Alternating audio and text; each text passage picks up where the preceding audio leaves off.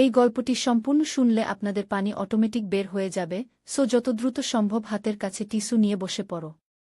বিছানার চাদর যেন নষ্ট না হয় সেটা সম্পূর্ণ খেয়াল রাখার অনুরোধ জানিয়ে গল্পটি এখন শুরু করব।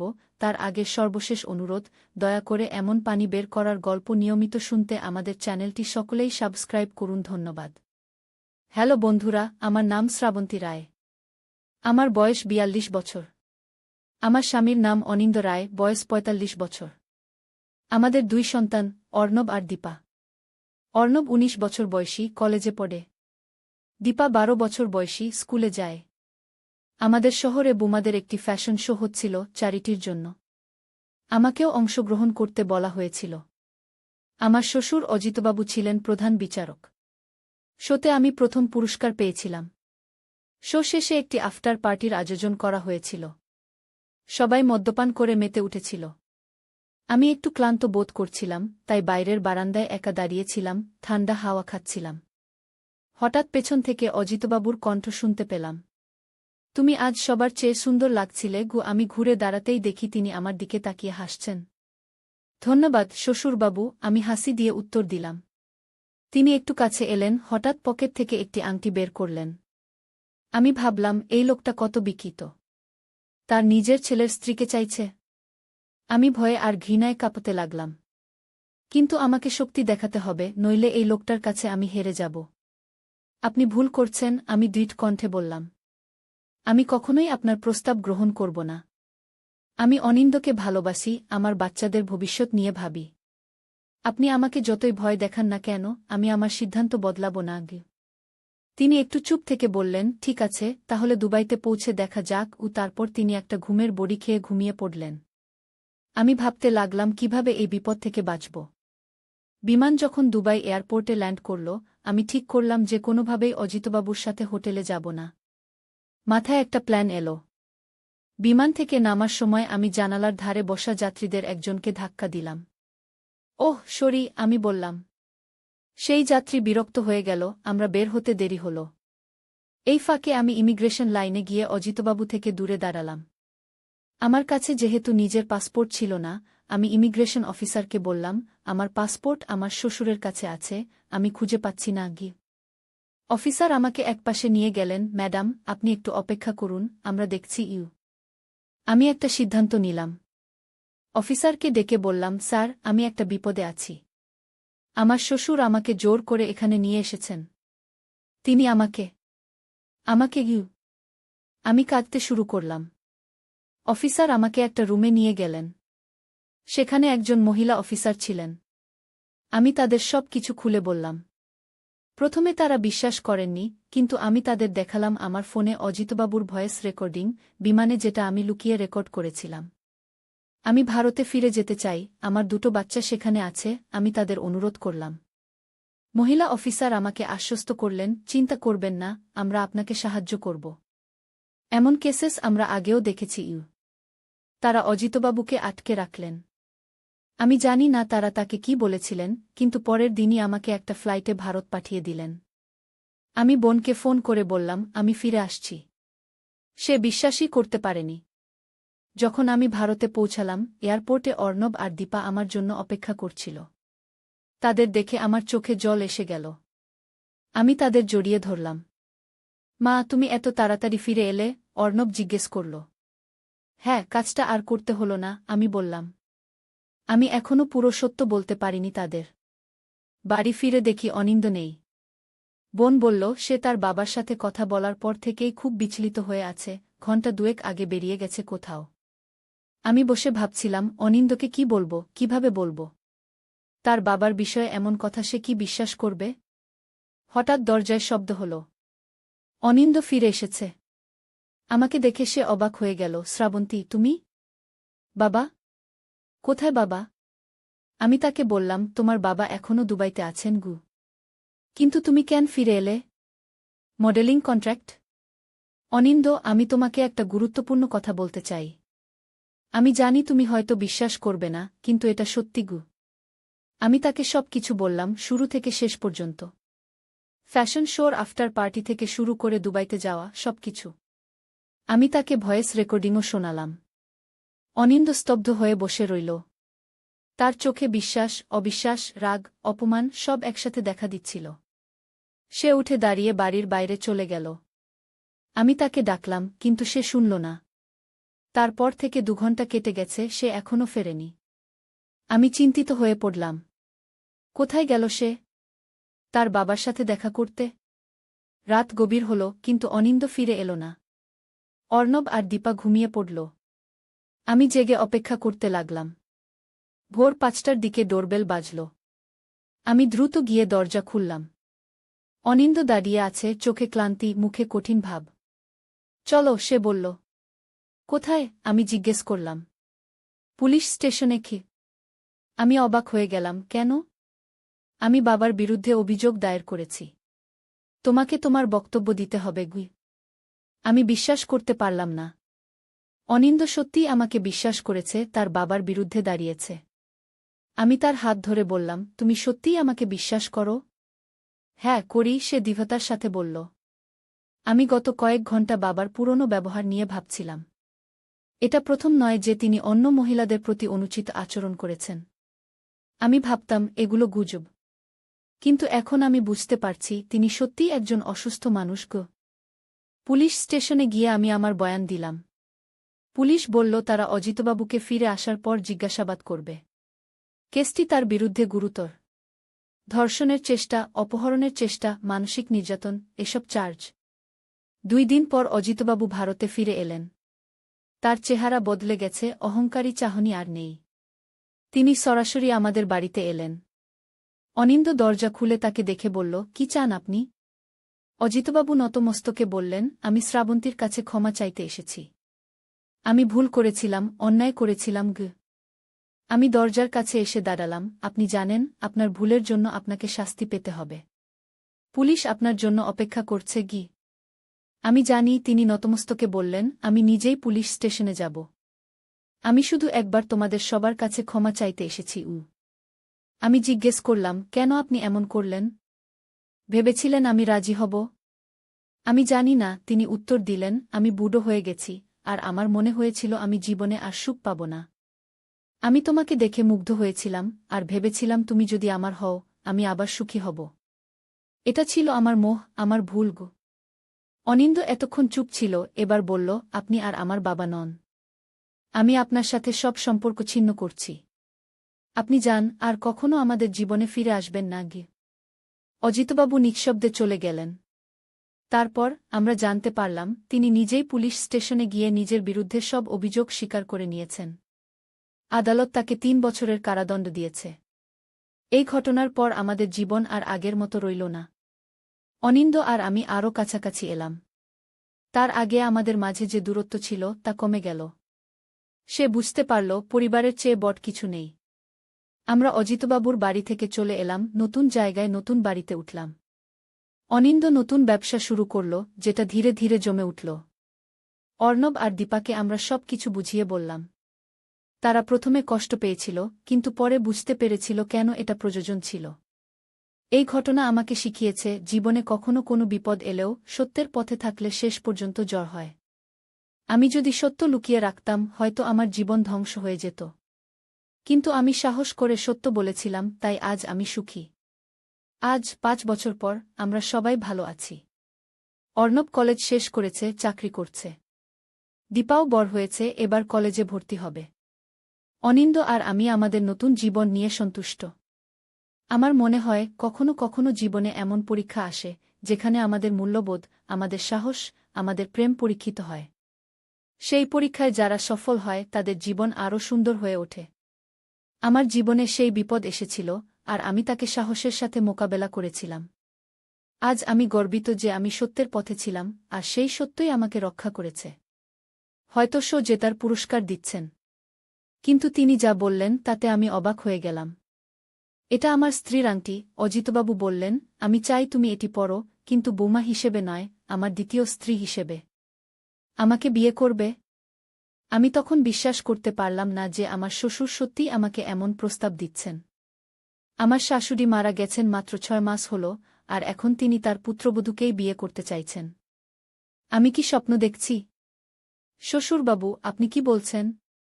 আমি তো অনিন্দর স্ত্রী, আপনার পুত্রবধূ, আমি কাঁপতে কাঁপতে বললাম। তিনি আমার হাতে সেই আংটি ধরিয়ে দিয়ে আমার কানে কানে বললেন, অনিন্দ তোমাকে খুশি করতে পারে না, আমি জানি।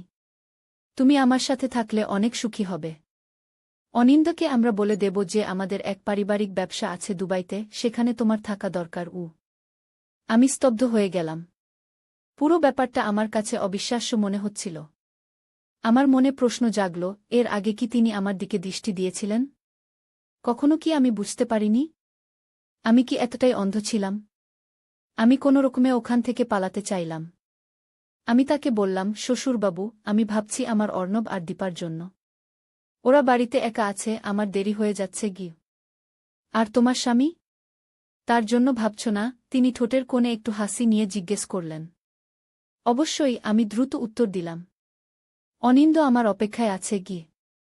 তিনি একটা দীর্ঘশ্বাস ফেলে বললেন, ঠিক আছে, আজকের মতো তোমাকে যেতে দিচ্ছি। কিন্তু আমার প্রস্তাব সম্পর্কে ভেবে দেখো। এই আংটিটা তোমার কাছেই রাখো গো। আমি আংটিটা নিতে অস্বীকার করলাম, কিন্তু তিনি জোর করে আমার হাতে তুলে দিলেন। আমি যত তাড়াতাড়ি সম্ভব সেখান থেকে চলে এলাম। আমার হৃদয় ধড়ফড় করছিল, পেট থেকে যেন একটা ঠান্ডা স্রোত বয়ে যাচ্ছিল। বাড়ি ফিরে আমি নিজের রুমে তালা দিয়ে বসে রইলাম। অনিন্দ ব্যবসার কাজে বাইরে ছিল, আজ রাতেই ফিরবে।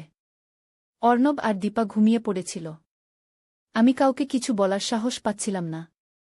শ্বশুরের প্রস্তাব নিয়ে কাকে বলবো? অনিন্দকে? সে তো বিশ্বাসই করবে না।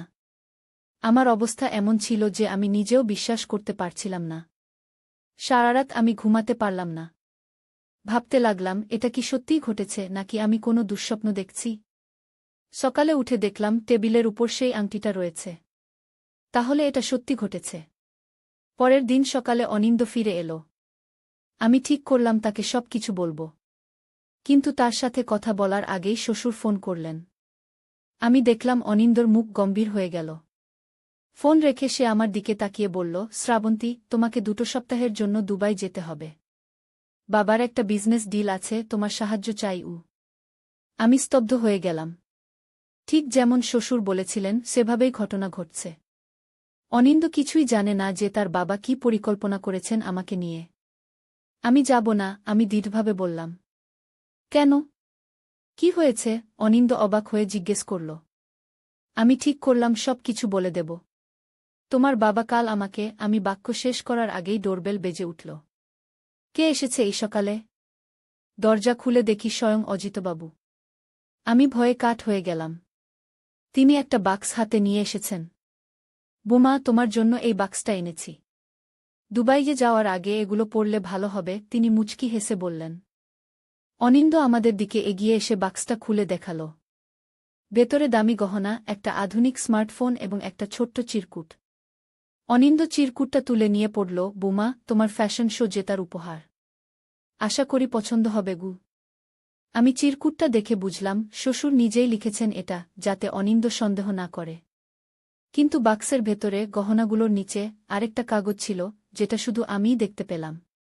সেখানে লেখা ছিল, দুবাইতে আমাদের নতুন জীবন শুরু হবে। আর কেউ আমাদের বাধা দিতে পারবে না গি। আমি এতই ভয় পেয়ে গেলাম যে মাথা ঘুরতে লাগল। কোনোরকমে নিজেকে সামলে নিয়ে বললাম, অনিন্দ, আমি দুবাই যাব না গি। কেন? বাবা তোমার জন্য এত কিছু করছেন আর তুমি গি। অনিন্দ বাক্য শেষ করার আগেই আমি বললাম, আমাকে একটু সময় দাও। আমার শরীরটা ভালো লাগছে না গি। সেদিন সারাদিন আমি ভাবলাম কি করা যায়। যদি অনিন্দকে সত্যি কথা বলি, সে কি বিশ্বাস করবে? নাকি সে ভাববে আমি মিথ্যা বলছি, তার বাবার নামে কলঙ্ক দিচ্ছি? আমি নিজেকে চিনি, আমি এমন কখনো করিনি যে অজিতবাবু আমার প্রতি আকৃষ্ট হবেন। তাহলে কেন তিনি এমন অদ্ভুত প্রস্তাব দিলেন? রাতে আমি একটা সিদ্ধান্ত নিলাম। যদি আমি দুবাই যাই, হয়তো অজিতবাবু সেখানে আমাকে জোর করে কিছু করাবেন। আর যদি না যাই, অনিন্দ রাগ করবে, হয়তো সম্পর্কে ফাটল ধরবে। দুটো দিকেই সমস্যা। পরদিন সকালে আমি অনিন্দকে বললাম, আমি দুবাই যাব, কিন্তু একটা শর্তে। তুমিও আমার সাথে যাবে গু। অনিন্দ একটু অবাক হয়ে বলল, আমি? কিন্তু আমার তো এখানে অনেক কাজ আছে। বাবা বলেছেন তোমাকেই যেতে হবে গি। কেন? তুমি আমার স্বামী, তোমার সাথে ছাড়া আমি কেন যাব? তোমার বাবা যদি সত্যিই ব্যবসার জন্য আমাকে নিতে চান, তাহলে তোমাকেও নিতে হবে গি। অনিন্দ একটু চিন্তা করে বলল, ঠিক আছে, আমি বাবাকে ফোন করে বলি গ। সে ফোন করতেই অজিতবাবু রেগে গেলেন। তারপর অনিন্দ ফোন রেখে আমাকে বলল, বাবা বলছেন এটা শুধু তোমার জন্য একটা সুযোগ। আমি গেলে সব নষ্ট হয়ে যাবে গু। কেন? কি সুযোগ? আমি কি ব্যবসা করি? আমি তো গৃহিণী, আমাকে নিয়ে তোমার বাবা কি করবেন? বাবা বলছেন সেখানে একটা মহিলাদের ফ্যাশন ব্র্যান্ড আছে, তারা তোমাকে মডেল হিসেবে নিতে চায়। তুমি ফ্যাশন শোতে ভালো করেছ, তাই বাবা তোমার জন্য এই সুযোগ এনেছেন গু। আমি বুঝলাম অজিতবাবু আমাকে ফাঁদে ফেলার জন্য নতুন গল্প বানিয়েছেন। এটা তোমার মনে হয় না অদ্ভুত? আমি এতদিন কখনো মডেলিং করিনি, হঠাৎ তোমার বাবা কিভাবে আমার জন্য এই সুযোগ পেলেন? অনিন্দ একটু বিরক্ত হয়ে বলল, বাবা আমাদের জন্যই তো এসব করছেন। তোমার যদি মডেলিং ক্যারিয়ার শুরু হয়, আমাদের আর্থিক অবস্থাও ভালো হবে। আমার ব্যবসা তো এখন ভালো যাচ্ছে না গি। এটা শুনে আমি আরও চিন্তিত হয়ে পড়লাম। অনিন্দ কি শ্বশুরের ষড়যন্ত্রের অংশ? না, এটা হতে পারে না। অনিন্দ আমাকে ভালোবাসে, সে কখনো তার বাবাকে আমাকে নিয়ে যেতে সাহায্য করবে না। আমি একটা পরিকল্পনা করলাম। আমি দুবাই যাব, কিন্তু নিজের সুরক্ষার ব্যবস্থা করে যাব। আমি আমার বোন সুচরিতাকে ফোন করে সব কিছু বললাম। প্রথমে সে বিশ্বাস করেনি, কিন্তু আমি তাকে আশ্বস্ত করলাম যে এটা সত্যি। আমি তাকে বললাম আমি প্রতিদিন তাকে ফোন করব, যদি একদিনও ফোন না পায় তাহলে সে যেন পুলিশে খবর দেয়া। আমি আমার বাক্সে একটা ছোট্ট স্প্রে ক্যামেরা লুকিয়ে রাখলাম, যাতে কোনো বিপদে তা ব্যবহার করতে পারি। আমি আমার নিজের পাসপোর্ট, টাকা পয়সা এবং কিছু জরুরি কাগজপত্র নিয়ে নিলাম। যাওয়ার দিন অজিতবাবু নিজেই আমাদের বাড়িতে এলেন। তিনি বললেন, বৌমা, আমি তোমার সাথে যাচ্ছি। দুবাইতে আমার কিছু পুরনো বন্ধু আছেন, তাদের সাথে তোমার পরিচয় করিয়ে দেব গো। আমি বুঝলাম অজিতবাবু নিজেও আমার সাথে যাচ্ছেন। এখন আমি কি করব? আমি অনিন্দকে একবার শেষ চেষ্টা হিসেবে বললাম, তুমিও চলো আমাদের সাথে গু। অনিন্দ মাথা নেড়ে বলল, আমি পারব না। আমার ব্যবসা দেখতে হবে। তোমরা যাও, বাবা তোমাকে দেখাশোনা করবেন গু। আমি মনে মনে ভাবলাম, এই লোকটাকে আমি বিয়ে করেছি, যে আমাকে এভাবে তার বাবার সাথে পাঠাতে রাজি হচ্ছে। বিমানবন্দরে যাবার আগে আমি বাচ্চাদের সাথে দেখা করে নিলাম। অর্ণবকে বললাম, তোমার দাদুর সাথে আমি দুবাই যাচ্ছি। তুমি দীপাকে দেখো। যদি কোনো সমস্যা হয় সরাসরি মাসিকে ফোন করবে গে। অর্ণব মাথা নাড়ল। তার চোখে আমি কিছু সন্দেহ দেখতে পেলাম, যেন সে বুঝতে পারছে কিছু একটা ঠিক নেই। বিমানবন্দরে পৌঁছে আমি একটা বিপদের সম্মুখীন হলাম। অজিতবাবু আমার পাসপোর্ট নিয়ে চেক ইন করলেন। আমি তাকে প্রতিবাদ করতে গেলাম, কিন্তু তিনি বললেন, আমি তোমার শ্বশুর, আমি তোমার যত্ন নিচ্ছি গু। তিনি আমার জন্য বিজনেস ক্লাসে টিকেট করেছিলেন। আমি ভাবলাম, এতসব করার পরেও তিনি আমাকে বিলাসিতা দিচ্ছেন কেন? তিনি কি সত্যিই আমাকে পাবার জন্য এতটা মরিয়া? বিমানে ওঠার সময় আমি একটা ভুল করে বসলাম। আমার সিট ছিল অজিতবাবুর পাশেই, কিন্তু আমি অন্য একটা সিটে বসে পড়লাম, যেখানে একজন মহিলা বসেছিলেন। তিনি আমাকে বললেন, এটা আমার সিট গি। অজিতবাবু ছুটে এসে বললেন, বুমা, তোমার সিট এদিকে গু। আমার কোনো উপায় ছিল না, আমাকে তার পাশে বসতে হল। বিমান ছাড়ার পর অজিতবাবু আমাকে বললেন, শ্রাবন্তী, আমি জানি তুমি সন্দেহ করছ, কিন্তু আমি সত্যিই তোমাকে ভালোবাসি। অনিন্দ কখনো তোমাকে যথাযথ মর্যাদা দেয়নি। আমি তোমাকে রানীর মতো রাখব। আমি স্পষ্টভাবে বললাম, আমি আপনার সাথে কখনো থাকতে চাই না।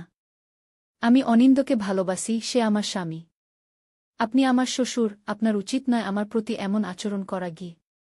তিনি হাসতে লাগলেন, তুমি এখনও বুঝতে পারছ না আমি কতটা শক্তিশালী। অনিন্দ আমার ছেলে, সে আমাকেই মানে। আমি যদি বলি তোমাদের বিয়ে ভেঙে দিতে, সে তাই করবে গু। আমার মনে আবার ভয় এলো। অজিতবাবুর হাতে কি সত্যি এতটা ক্ষমতা আছে? তিনি কি সত্যি সবকিছু ধ্বংস করে দিতে পারেন? আমার ছেলেমেয়েরা, আমার সংসার? আমি তাকে জিজ্ঞেস করলাম, আপনি আমার মধ্যে এমন কি দেখলেন যে আমাকে এভাবে চাইছেন?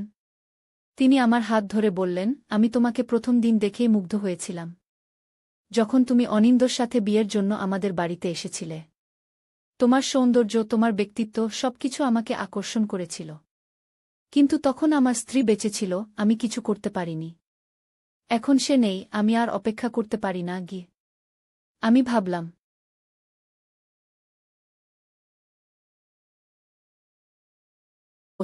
তার চোখে বিশ্বাস, অবিশ্বাস, রাগ, অপমান সব একসাথে দেখা দিচ্ছিল। সে উঠে দাঁড়িয়ে বাড়ির বাইরে চলে গেল। আমি তাকে ডাকলাম, কিন্তু সে শুনল না। তারপর থেকে 2 ঘণ্টা কেটে গেছে, সে এখনও ফেরেনি। আমি চিন্তিত হয়ে পড়লাম। কোথায় গেল সে? তার বাবার সাথে দেখা করতে? রাত গভীর হল, কিন্তু অনিন্দ ফিরে এল না। অর্ণব আর দীপা ঘুমিয়ে পড়ল। আমি জেগে অপেক্ষা করতে লাগলাম। ভোর 5টার দিকে ডোরবেল বাজল। আমি দ্রুত গিয়ে দরজা খুললাম। অনিন্দ দাঁড়িয়ে আছে, চোখে ক্লান্তি, মুখে কঠিন ভাব। চলো, সে বলল। কোথায়? আমি জিজ্ঞেস করলাম। পুলিশ স্টেশনে কি? আমি অবাক হয়ে গেলাম। কেন? আমি বাবার বিরুদ্ধে অভিযোগ দায়ের করেছি। তোমাকে তোমার বক্তব্য দিতে হবে গুই। আমি বিশ্বাস করতে পারলাম না। অনিন্দ সত্যিই আমাকে বিশ্বাস করেছে, তার বাবার বিরুদ্ধে দাঁড়িয়েছে। আমি তার হাত ধরে বললাম, তুমি সত্যিই আমাকে বিশ্বাস করো? হ্যাঁ, করি, সে দৃঢ়তার সাথে বলল। আমি গত কয়েক ঘণ্টা বাবার পুরনো ব্যবহার নিয়ে ভাবছিলাম। এটা প্রথম নয় যে তিনি অন্য মহিলাদের প্রতি অনুচিত আচরণ করেছেন। আমি ভাবতাম এগুলো গুজব। কিন্তু এখন আমি বুঝতে পারছি তিনি সত্যিই একজন অসুস্থ মানুষ গো। পুলিশ স্টেশনে গিয়ে আমি আমার বয়ান দিলাম। পুলিশ বলল তারা অজিতবাবুকে ফিরে আসার পর জিজ্ঞাসাবাদ করবে। কেসটি তার বিরুদ্ধে গুরুতর। ধর্ষণের চেষ্টা, অপহরণের চেষ্টা, মানসিক নির্যাতন, এসব চার্জ। 2 দিন পর অজিতবাবু ভারতে ফিরে এলেন। তার চেহারা বদলে গেছে, অহংকারী চাহনি আর নেই। তিনি সরাসরি আমাদের বাড়িতে এলেন। অনিন্দ দরজা খুলে তাকে দেখে বলল, কি চান আপনি? অজিতবাবু নতমস্তকে বললেন, আমি শ্রাবন্তীর কাছে ক্ষমা চাইতে এসেছি। আমি ভুল করেছিলাম, অন্যায় করেছিলাম গ। আমি দরজার কাছে এসে দাঁড়ালাম। আপনি জানেন, আপনার ভুলের জন্য আপনাকে শাস্তি পেতে হবে। পুলিশ আপনার জন্য অপেক্ষা করছে গি। আমি জানি। তিনি নতমস্তকে বললেন, আমি নিজেই পুলিশ স্টেশনে যাব। আমি শুধু একবার তোমাদের সবার কাছে ক্ষমা চাইতে এসেছি। আমি জিজ্ঞেস করলাম, কেন আপনি এমন করলেন? ভেবেছিলেন আমি রাজি হব? আমি জানি না, তিনি উত্তর দিলেন, আমি বুড়ো হয়ে গেছি, আর আমার মনে হয়েছিল আমি জীবনে আর সুখ পাব না। আমি তোমাকে দেখে মুগ্ধ হয়েছিলাম, আর ভেবেছিলাম তুমি যদি আমার হও, আমি আবার সুখী হব। এটা ছিল আমার মোহ, আমার ভুল গো। অনিন্দ এতক্ষণ চুপ ছিল, এবার বলল, আপনি আর আমার বাবা নন। আমি আপনার সাথে সব সম্পর্ক ছিন্ন করছি। আপনি যান, আর কখনো আমাদের জীবনে ফিরে আসবেন না গি। অজিতবাবু নিঃশব্দে চলে গেলেন। তারপর আমরা জানতে পারলাম তিনি নিজেই পুলিশ স্টেশনে গিয়ে নিজের বিরুদ্ধে সব অভিযোগ স্বীকার করে নিয়েছেন। আদালত তাকে 3 বছরের কারাদণ্ড দিয়েছে। এই ঘটনার পর আমাদের জীবন আর আগের মতো রইল না। অনিন্দ আর আমি আরও কাছাকাছি এলাম। তার আগে আমাদের মাঝে যে দূরত্ব ছিল তা কমে গেল। সে বুঝতে পারল পরিবারের চেয়ে বড় কিছু নেই। আমরা অজিতবাবুর বাড়ি থেকে চলে এলাম, নতুন জায়গায় নতুন বাড়িতে উঠলাম। অনিন্দ নতুন ব্যবসা শুরু করল, যেটা ধীরে ধীরে জমে উঠল। অর্ণব আর দীপাকে আমরা সব কিছু বুঝিয়ে বললাম। তারা প্রথমে কষ্ট পেয়েছিল, কিন্তু পরে বুঝতে পেরেছিল কেন এটা প্রয়োজন ছিল। এই ঘটনা আমাকে শিখিয়েছে, জীবনে কখনো কোনো বিপদ এলেও সত্যের পথে থাকলে শেষ পর্যন্ত জয় হয়। আমি যদি সত্য লুকিয়ে রাখতাম, হয়তো আমার জীবন ধ্বংস হয়ে যেত। কিন্তু আমি সাহস করে সত্য বলেছিলাম, তাই আজ আমি সুখী। আজ 5 বছর পর আমরা সবাই ভালো আছি। অর্ণব কলেজ শেষ করেছে, চাকরি করছে। দীপাও বড় হয়েছে, এবার কলেজে ভর্তি হবে। অনিন্দ আর আমি আমাদের নতুন জীবন নিয়ে সন্তুষ্ট। আমার মনে হয় কখনো কখনো জীবনে এমন পরীক্ষা আসে, যেখানে আমাদের মূল্যবোধ, আমাদের সাহস, আমাদের প্রেম পরীক্ষিত হয়। সেই পরীক্ষায় যারা সফল হয় তাদের জীবন আরও সুন্দর হয়ে ওঠে। আমার জীবনে সেই বিপদ এসেছিল, আর আমি তাকে সাহসের সাথে মোকাবেলা করেছিলাম। আজ আমি গর্বিত যে আমি সত্যের পথে ছিলাম, আর সেই সত্যই আমাকে রক্ষা করেছে। হয়তো শো জেতার পুরস্কার দিচ্ছেন। কিন্তু তিনি যা বললেন তাতে আমি অবাক হয়ে গেলাম। এটা আমার স্ত্রীর আংটি। অজিতবাবু বললেন, আমি চাই তুমি এটি পরো, কিন্তু বৌমা হিসেবে নয়, আমার দ্বিতীয় স্ত্রী হিসেবে। আমাকে বিয়ে করবে? আমি তখন বিশ্বাস করতে পারলাম না যে আমার শ্বশুর সত্যিই আমাকে এমন প্রস্তাব দিচ্ছেন। আমার শাশুড়ি মারা গেছেন মাত্র 6 মাস হল, আর এখন তিনি তার পুত্রবধূকেই বিয়ে করতে চাইছেন। আমি কি স্বপ্ন দেখছি? শ্বশুরবাবু, আপনি কি বলছেন? আমি তো অনিন্দর স্ত্রী, আপনার পুত্রবধূ, আমি কাঁপতে কাঁপতে বললাম। তিনি আমার হাতে সেই আংটি ধরিয়ে দিয়ে আমার কানে কানে বললেন, অনিন্দ তোমাকে খুশি করতে পারে না, আমি জানি। তুমি আমার সাথে থাকলে অনেক সুখী হবে। অনিন্দকে আমরা বলে দেব যে আমাদের এক পারিবারিক ব্যবসা আছে দুবাইতে, সেখানে তোমার থাকা দরকার। আমি স্তব্ধ হয়ে গেলাম। পুরো ব্যাপারটা আমার কাছে অবিশ্বাস্য মনে হচ্ছিল। আমার মনে প্রশ্ন জাগল, এর আগে কি তিনি আমার দিকে দৃষ্টি দিয়েছিলেন? কখনো কি আমি বুঝতে পারিনি? আমি কি এতটাই অন্ধ ছিলাম? আমি কোনোরকমে ওখান থেকে পালাতে চাইলাম। আমি তাকে বললাম, শ্বশুরবাবু, আমি ভাবছি আমার অর্ণব আর দীপার জন্য। ওরা বাড়িতে একা আছে, আমার দেরি হয়ে যাচ্ছে গি। আর তোমার স্বামী? তার জন্য ভাবছ না? তিনি ঠোঁটের কোণে একটু হাসি নিয়ে জিজ্ঞেস করলেন। অবশ্যই, আমি দ্রুত উত্তর দিলাম।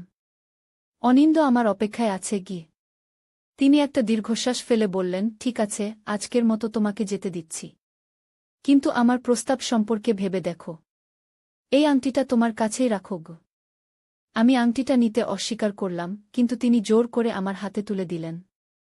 আমি যত তাড়াতাড়ি সম্ভব সেখান থেকে চলে এলাম। আমার হৃদয় ধড়ফড় করছিল, পেট থেকে যেন একটা ঠান্ডা স্রোত বয়ে যাচ্ছিল। বাড়ি ফিরে আমি নিজের রুমে তালা দিয়ে বসে রইলাম। অনিন্দ ব্যবসার কাজে বাইরে ছিল, আজ রাতেই ফিরবে। অর্ণব আর দীপা ঘুমিয়ে পড়েছিল। আমি কাউকে কিছু বলার সাহস পাচ্ছিলাম না। শ্বশুরের প্রস্তাব নিয়ে কাকে বলবো? অনিন্দকে?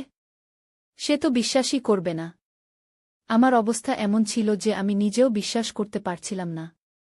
সারারাত আমি ঘুমাতে পারলাম না। ভাবতে লাগলাম, এটা কি সত্যিই ঘটেছে নাকি আমি কোনো দুঃস্বপ্ন দেখছি? সকালে উঠে দেখলাম টেবিলের উপর সেই আংটিটা রয়েছে। তাহলে এটা সত্যি ঘটেছে। পরের দিন সকালে অনিন্দ ফিরে এলো। আমি ঠিক করলাম তাকে সব কিছু বলবো। কিন্তু তার সাথে কথা বলার আগেই শ্বশুর ফোন করলেন। আমি দেখলাম অনিন্দর মুখ গম্ভীর হয়ে গেল। ফোন রেখে সে আমার দিকে তাকিয়ে বলল, শ্রাবন্তী, তোমাকে 2 সপ্তাহের জন্য দুবাই যেতে হবে। বাবার একটা বিজনেস ডিল আছে, তোমার সাহায্য চাই। আমি স্তব্ধ হয়ে গেলাম। ঠিক যেমন শ্বশুর বলেছিলেন সেভাবেই ঘটনা ঘটছে। অনিন্দ কিছুই জানে না যে তার বাবা কি পরিকল্পনা করেছেন আমাকে নিয়ে। আমি যাব না, আমি দৃঢ়ভাবে বললাম। কেন? কি হয়েছে? অনিন্দ অবাক হয়ে জিজ্ঞেস করল। আমি ঠিক করলাম সব কিছু বলে দেব। তোমার বাবা কাল আমাকে। আমি বাক্য শেষ করার আগেই ডোরবেল বেজে উঠল। কে এসেছে এই সকালে? দরজা খুলে দেখি স্বয়ং অজিতবাবু। আমি ভয়ে কাঠ হয়ে গেলাম। তিনি একটা বাক্স হাতে নিয়ে এসেছেন। বোমা, তোমার জন্য এই বাক্সটা এনেছি। দুবাইয়ে যাওয়ার আগে এগুলো পড়লে ভালো হবে, তিনি মুচকি হেসে বললেন। অনিন্দ আমাদের দিকে এগিয়ে এসে বাক্সটা খুলে দেখাল। ভেতরে দামি গহনা, একটা আধুনিক স্মার্টফোন এবং একটা ছোট্ট চিরকুট। অনিন্দ চিরকুটটা তুলে নিয়ে পড়ল, বোমা, তোমার ফ্যাশন শো জেতার উপহার। আশা করি পছন্দ হবে গু। আমি চিরকুটটা দেখে বুঝলাম শ্বশুর নিজেই লিখেছেন এটা, যাতে অনিন্দ সন্দেহ না করে। কিন্তু বাক্সের ভেতরে গহনাগুলোর নিচে আরেকটা কাগজ ছিল, যেটা শুধু আমিই দেখতে পেলাম। সেখানে লেখা ছিল, দুবাইতে আমাদের নতুন জীবন শুরু হবে। আর কেউ আমাদের বাধা দিতে পারবে না গি। আমি এতই ভয় পেয়ে গেলাম যে মাথা ঘুরতে লাগল। কোনোরকমে নিজেকে সামলে নিয়ে বললাম, অনিন্দ, আমি দুবাই যাব না গি। কেন? বাবা তোমার জন্য এত কিছু করছেন আর তুমি গি। অনিন্দ বাক্য শেষ করার আগেই আমি বললাম, আমাকে একটু সময় দাও। আমার শরীরটা ভালো লাগছে না গি। সেদিন সারাদিন আমি ভাবলাম কি করা যায়। যদি অনিন্দকে সত্যি কথা বলি, সে কি বিশ্বাস করবে? নাকি সে ভাববে আমি মিথ্যা বলছি, তার বাবার নামে কলঙ্ক দিচ্ছি? আমি নিজেকে চিনি, আমি এমন কখনো করিনি যে অজিতবাবু আমার প্রতি আকৃষ্ট হবেন। তাহলে কেন তিনি এমন অদ্ভুত প্রস্তাব দিলেন? রাতে আমি একটা সিদ্ধান্ত নিলাম। যদি আমি দুবাই যাই, হয়তো অজিতবাবু সেখানে আমাকে জোর করে কিছু করাবেন। আর যদি না যাই, অনিন্দ রাগ করবে, হয়তো সম্পর্কে ফাটল ধরবে। দুটো দিকেই সমস্যা। পরদিন সকালে আমি অনিন্দকে বললাম, আমি দুবাই যাব, কিন্তু একটা শর্তে। তুমিও আমার সাথে যাবে গু। অনিন্দ একটু অবাক হয়ে বলল, আমি? কিন্তু আমার তো এখানে অনেক কাজ আছে। বাবা বলেছেন তোমাকেই যেতে হবে গি। কেন? তুমি আমার স্বামী, তোমার সাথে ছাড়া আমি কেন যাব? তোমার বাবা যদি সত্যিই ব্যবসার জন্য আমাকে নিতে চান, তাহলে তোমাকেও নিতে হবে গি। অনিন্দ একটু চিন্তা করে বলল, ঠিক আছে, আমি বাবাকে ফোন করে বলি গ। সে ফোন করতেই অজিতবাবু রেগে গেলেন। তারপর অনিন্দ ফোন রেখে আমাকে বলল, বাবা বলছেন এটা শুধু তোমার জন্য একটা সুযোগ। আমি গেলে সব নষ্ট হয়ে যাবে গু। কেন? কি সুযোগ? আমি কি ব্যবসা করি? আমি তো গৃহিণী, আমাকে নিয়ে তোমার বাবা কি করবেন? বাবা বলছেন সেখানে একটা মহিলাদের ফ্যাশন ব্র্যান্ড আছে, তারা তোমাকে মডেল হিসেবে নিতে চায়। তুমি ফ্যাশন শোতে ভালো করেছ, তাই বাবা তোমার জন্য এই সুযোগ এনেছেন গু। আমি বুঝলাম অজিতবাবু আমাকে ফাঁদে ফেলার জন্য নতুন গল্প বানিয়েছেন। এটা তোমার মনে হয় না অদ্ভুত? আমি এতদিন কখনো মডেলিং করিনি, হঠাৎ তোমার বাবা কিভাবে আমার জন্য এই সুযোগ পেলেন? অনিন্দ একটু বিরক্ত হয়ে বলল, বাবা আমাদের জন্যই তো এসব করছেন। তোমার যদি মডেলিং ক্যারিয়ার শুরু হয়, আমাদের আর্থিক অবস্থাও ভালো হবে। আমার ব্যবসা তো এখন ভালো যাচ্ছে না গি। এটা শুনে আমি আরও চিন্তিত হয়ে পড়লাম। অনিন্দ কি শ্বশুরের ষড়যন্ত্রের অংশ? না, এটা হতে পারে না। অনিন্দ আমাকে ভালোবাসে, সে কখনো তার বাবাকে আমাকে নিয়ে যেতে সাহায্য করবে না। আমি একটা পরিকল্পনা করলাম। আমি দুবাই যাব, কিন্তু নিজের সুরক্ষার ব্যবস্থা করে যাব। আমি আমার বোন সুচরিতাকে ফোন করে সব কিছু বললাম। প্রথমে সে বিশ্বাস করেনি, কিন্তু আমি তাকে আশ্বস্ত করলাম যে এটা সত্যি। আমি তাকে বললাম আমি প্রতিদিন তাকে ফোন করব, যদি একদিনও ফোন না পায় তাহলে সে যেন পুলিশে খবর দেয়া। আমি আমার বাক্সে একটা ছোট্ট স্প্রে ক্যামেরা লুকিয়ে রাখলাম, যাতে কোনো বিপদে তা ব্যবহার করতে পারি। আমি আমার নিজের পাসপোর্ট, টাকা পয়সা এবং কিছু জরুরি কাগজপত্র নিয়ে নিলাম। যাওয়ার দিন অজিতবাবু নিজেই আমাদের বাড়িতে এলেন। তিনি বললেন, বুমা, আমি তোমার সাথে যাচ্ছি। দুবাইতে আমার কিছু পুরনো বন্ধু আছেন, তাদের সাথে তোমার পরিচয় করিয়ে দেব গো। আমি বুঝলাম অজিতবাবু নিজেও আমার সাথে যাচ্ছেন। এখন আমি কি করব? আমি অনিন্দকে একবার শেষ চেষ্টা হিসেবে বললাম, তুমিও চলো আমাদের সাথে গু। অনিন্দ মাথা নেড়ে বলল, আমি পারব না। আমার ব্যবসা দেখতে হবে। তোমরা যাও, বাবা তোমাকে দেখাশোনা করবেন গু। আমি মনে মনে ভাবলাম, এই লোকটাকে আমি বিয়ে করেছি, যে আমাকে এভাবে তার বাবার সাথে পাঠাতে রাজি হচ্ছে। বিমানবন্দরে যাবার আগে আমি বাচ্চাদের সাথে দেখা করে নিলাম। অর্ণবকে বললাম, তোমার দাদুর সাথে আমি দুবাই যাচ্ছি। তুমি দীপাকে দেখো। যদি কোনো সমস্যা হয় সরাসরি মাসিকে ফোন করবে গে। অর্ণব মাথা নাড়ল। তার চোখে আমি কিছু সন্দেহ দেখতে পেলাম, যেন সে বুঝতে পারছে কিছু একটা ঠিক নেই। বিমানবন্দরে পৌঁছে আমি একটা বিপদের সম্মুখীন হলাম। অজিতবাবু আমার পাসপোর্ট নিয়ে চেক ইন করলেন। আমি তাকে প্রতিবাদ করতে গেলাম, কিন্তু তিনি বললেন, আমি তোমার শ্বশুর, আমি তোমার যত্ন নিচ্ছি গু। তিনি আমার জন্য বিজনেস ক্লাসে টিকেট করেছিলেন। আমি ভাবলাম, এতসব করার পরেও তিনি আমাকে বিলাসিতা দিচ্ছেন কেন? তিনি কি সত্যিই আমাকে পাবার জন্য এতটা মরিয়া? বিমানে ওঠার সময় আমি একটা ভুল করে বসলাম। আমার সিট ছিল অজিতবাবুর পাশেই, কিন্তু আমি অন্য একটা সিটে বসে পড়লাম, যেখানে একজন মহিলা বসেছিলেন। তিনি আমাকে বললেন, এটা আমার সিট গি। অজিতবাবু ছুটে এসে বললেন, বুমা, তোমার সিট এদিকে গু। আমার কোনো উপায় ছিল না, আমাকে তার পাশে বসতে হল। বিমান ছাড়ার পর অজিতবাবু আমাকে বললেন, শ্রাবন্তী, আমি জানি তুমি সন্দেহ করছ, কিন্তু আমি সত্যিই তোমাকে ভালোবাসি। অনিন্দ কখনো তোমাকে যথাযথ মর্যাদা দেয়নি। আমি তোমাকে রানীর মতো রাখব। আমি স্পষ্টভাবে বললাম, আমি আপনার সাথে কখনো থাকতে চাই না। আমি অনিন্দকে ভালোবাসি, সে আমার স্বামী। আপনি আমার শ্বশুর, আপনার উচিত নয় আমার প্রতি এমন আচরণ করা গি। তিনি হাসতে লাগলেন, তুমি এখনও বুঝতে পারছ না আমি কতটা শক্তিশালী। অনিন্দ আমার ছেলে, সে আমাকেই মানে। আমি যদি বলি তোমাদের বিয়ে ভেঙে দিতে, সে তাই করবে গু। আমার মনে আবার ভয় এলো। অজিতবাবুর হাতে কি সত্যি এতটা ক্ষমতা আছে? তিনি কি সত্যি সবকিছু ধ্বংস করে দিতে পারেন? আমার ছেলেমেয়েরা, আমার সংসার? আমি তাকে জিজ্ঞেস করলাম, আপনি আমার মধ্যে এমন কি দেখলেন যে আমাকে এভাবে চাইছেন? তিনি আমার হাত ধরে বললেন, আমি তোমাকে প্রথম দিন দেখেই মুগ্ধ হয়েছিলাম, যখন তুমি অনিন্দর সাথে বিয়ের জন্য আমাদের বাড়িতে এসেছিলে। তোমার সৌন্দর্য, তোমার ব্যক্তিত্ব সবকিছু আমাকে আকর্ষণ করেছিল। কিন্তু তখন আমার স্ত্রী বেঁচে ছিল, আমি কিছু করতে পারিনি। এখন সে নেই, আমি আর অপেক্ষা করতে পারি না গিয়ে। আমি ভাবলাম,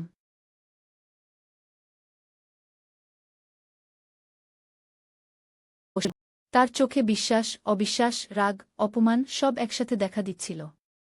সে উঠে দাঁড়িয়ে বাড়ির বাইরে চলে গেল। আমি তাকে ডাকলাম, কিন্তু সে শুনল না। তারপর থেকে 2 ঘণ্টা কেটে গেছে, সে এখনও ফেরেনি। আমি চিন্তিত হয়ে পড়লাম। কোথায় গেল সে? তার বাবার সাথে দেখা করতে? রাত গভীর হল, কিন্তু অনিন্দ ফিরে এল না। অর্ণব আর দীপা ঘুমিয়ে পড়ল।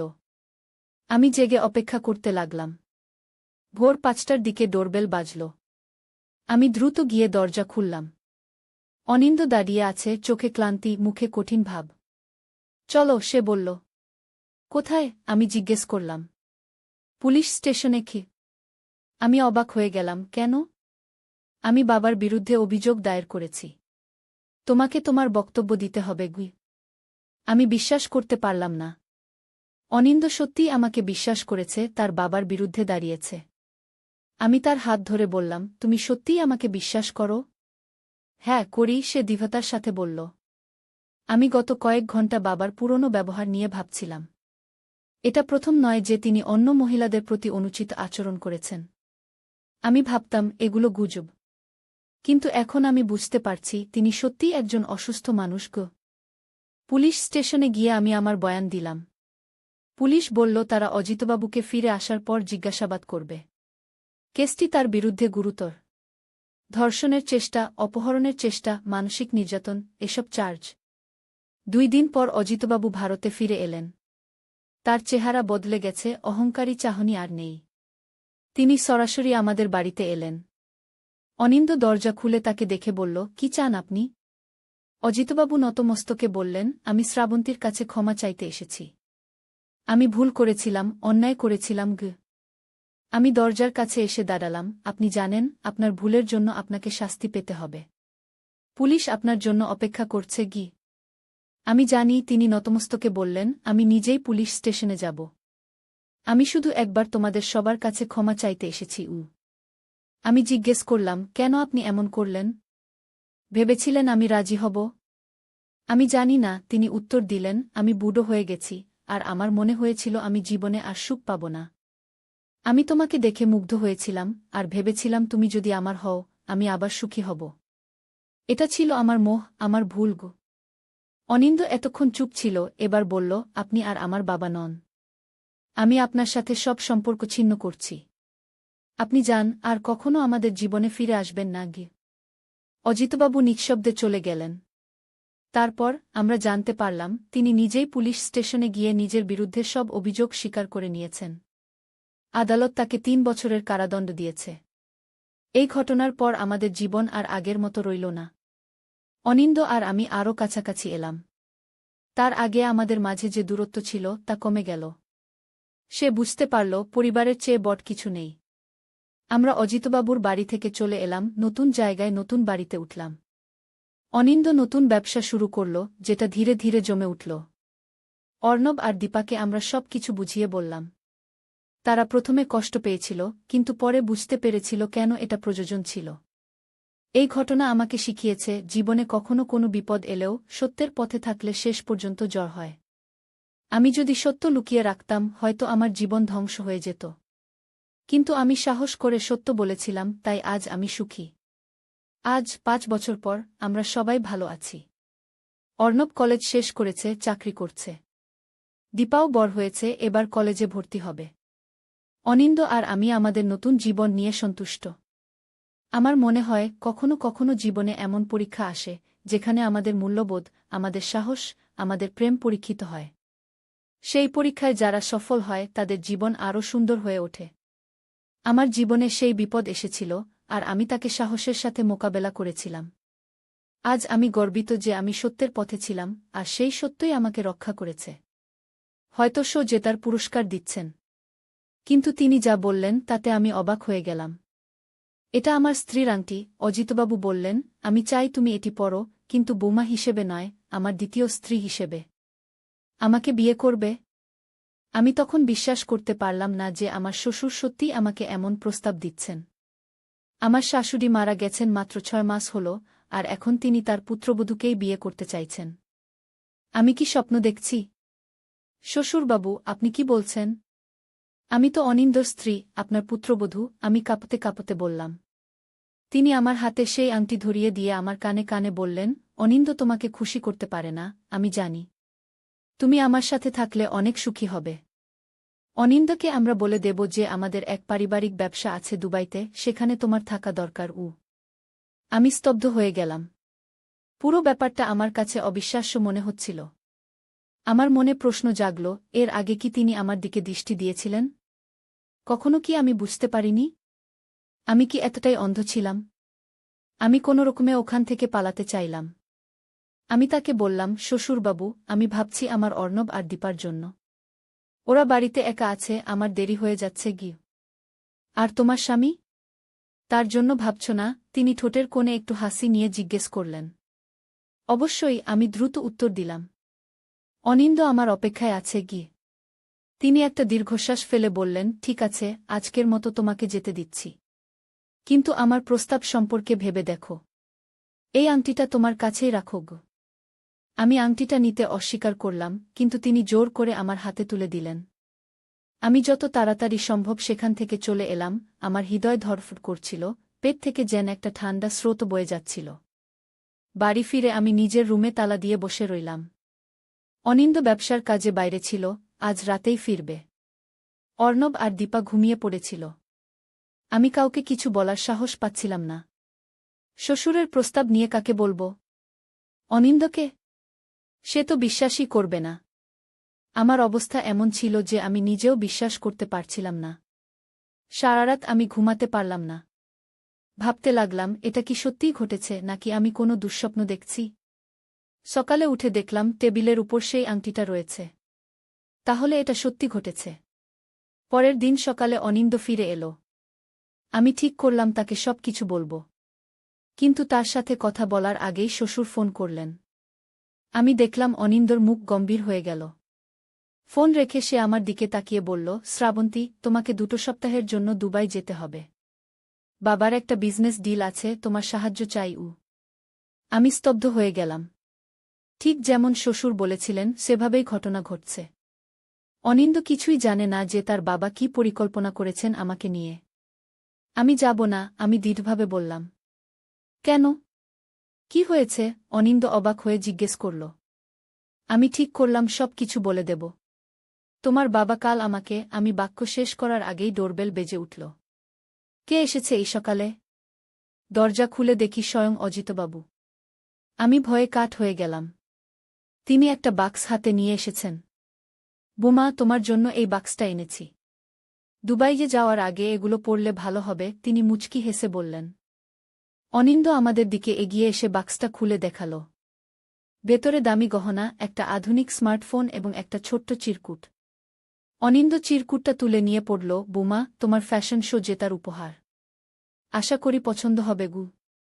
আমি চিরকুটটা দেখে বুঝলাম শ্বশুর নিজেই লিখেছেন এটা, যাতে অনিন্দ সন্দেহ না করে। কিন্তু বাক্সের ভেতরে গহনাগুলোর নিচে আরেকটা কাগজ ছিল, যেটা শুধু আমিই দেখতে পেলাম। সেখানে লেখা ছিল, দুবাইতে আমাদের নতুন জীবন শুরু হবে। আর কেউ আমাদের বাধা দিতে পারবে না গি। আমি এতই ভয় পেয়ে গেলাম যে মাথা ঘুরতে লাগল। কোনোরকমে নিজেকে সামলে নিয়ে বললাম, অনিন্দ, আমি দুবাই যাব না গে। কেন?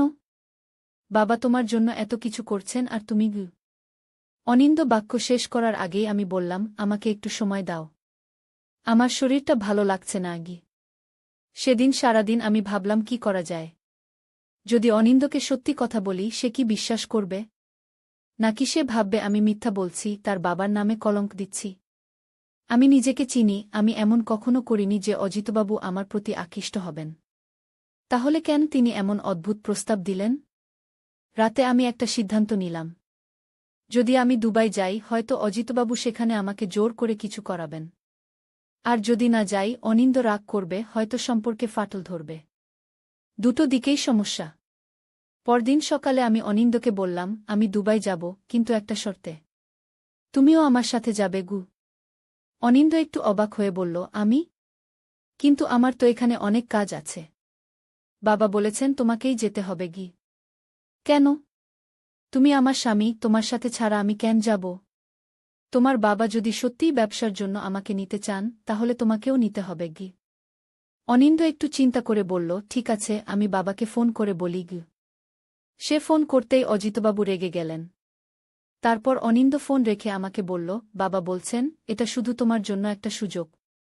আমি গেলে সব নষ্ট হয়ে যাবে গু। কেন?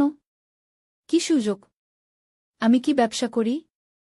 আমি তো গৃহিণী, আমাকে নিয়ে তোমার বাবা কি করবেন? বাবা বলছেন, সেখানে একটা মহিলাদের ফ্যাশন ব্র্যান্ড আছে, তারা তোমাকে মডেল হিসেবে নিতে চায়। তুমি ফ্যাশন শোতে ভালো করেছ, তাই বাবা তোমার জন্য এই সুযোগ এনেছেন গু। আমি বুঝলাম, অজিতবাবু আমাকে ফাঁদে ফেলার জন্য নতুন গল্প বানিয়েছেন। এটা তোমার মনে হয় না অদ্ভুত? আমি এতদিন কখনো মডেলিং করিনি, হঠাৎ তোমার বাবা কিভাবে আমার জন্য এই সুযোগ পেলেন? অনিন্দ একটু বিরক্ত হয়ে বলল, বাবা আমাদের জন্যই তো এসব করছেন। তোমার যদি মডেলিং ক্যারিয়ার শুরু হয়, আমাদের আর্থিক অবস্থাও ভালো হবে। আমার ব্যবসা তো এখন ভালো যাচ্ছে না গি। এটা শুনে আমি আরও চিন্তিত হয়ে পড়লাম। অনিন্দ কি শ্বশুরের ষড়যন্ত্রের অংশ? না, এটা হতে পারে না।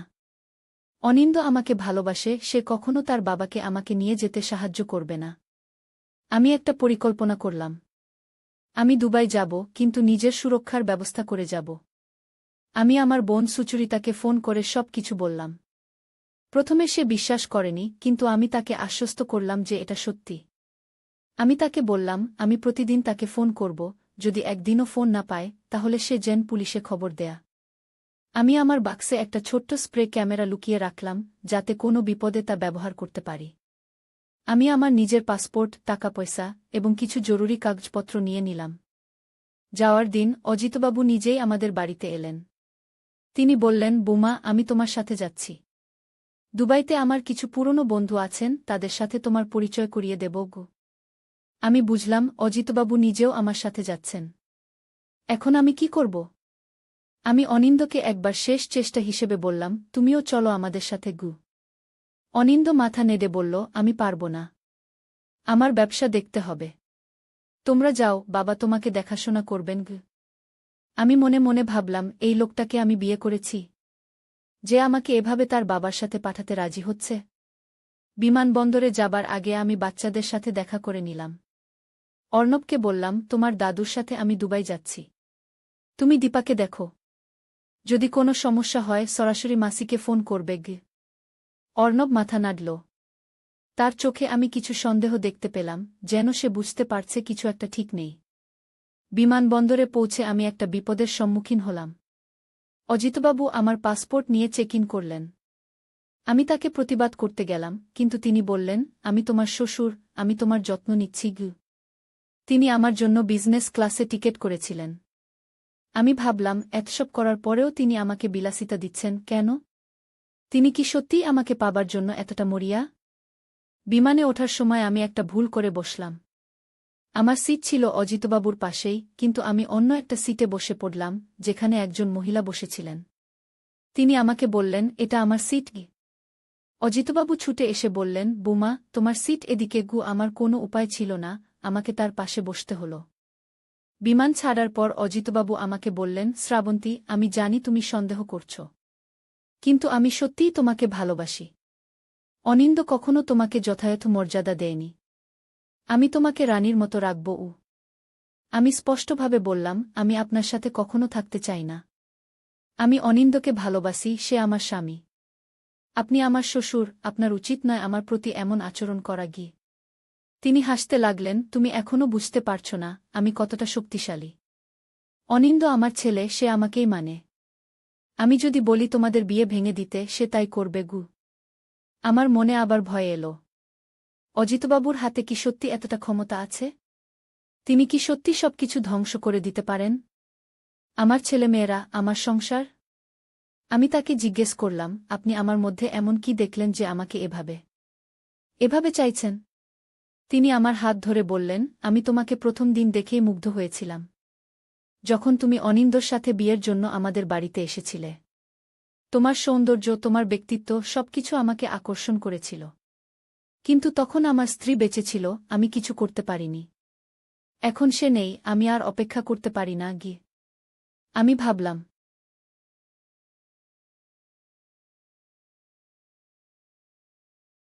তার চোখে বিশ্বাস, অবিশ্বাস, রাগ, অপমান সব একসাথে দেখা দিচ্ছিল।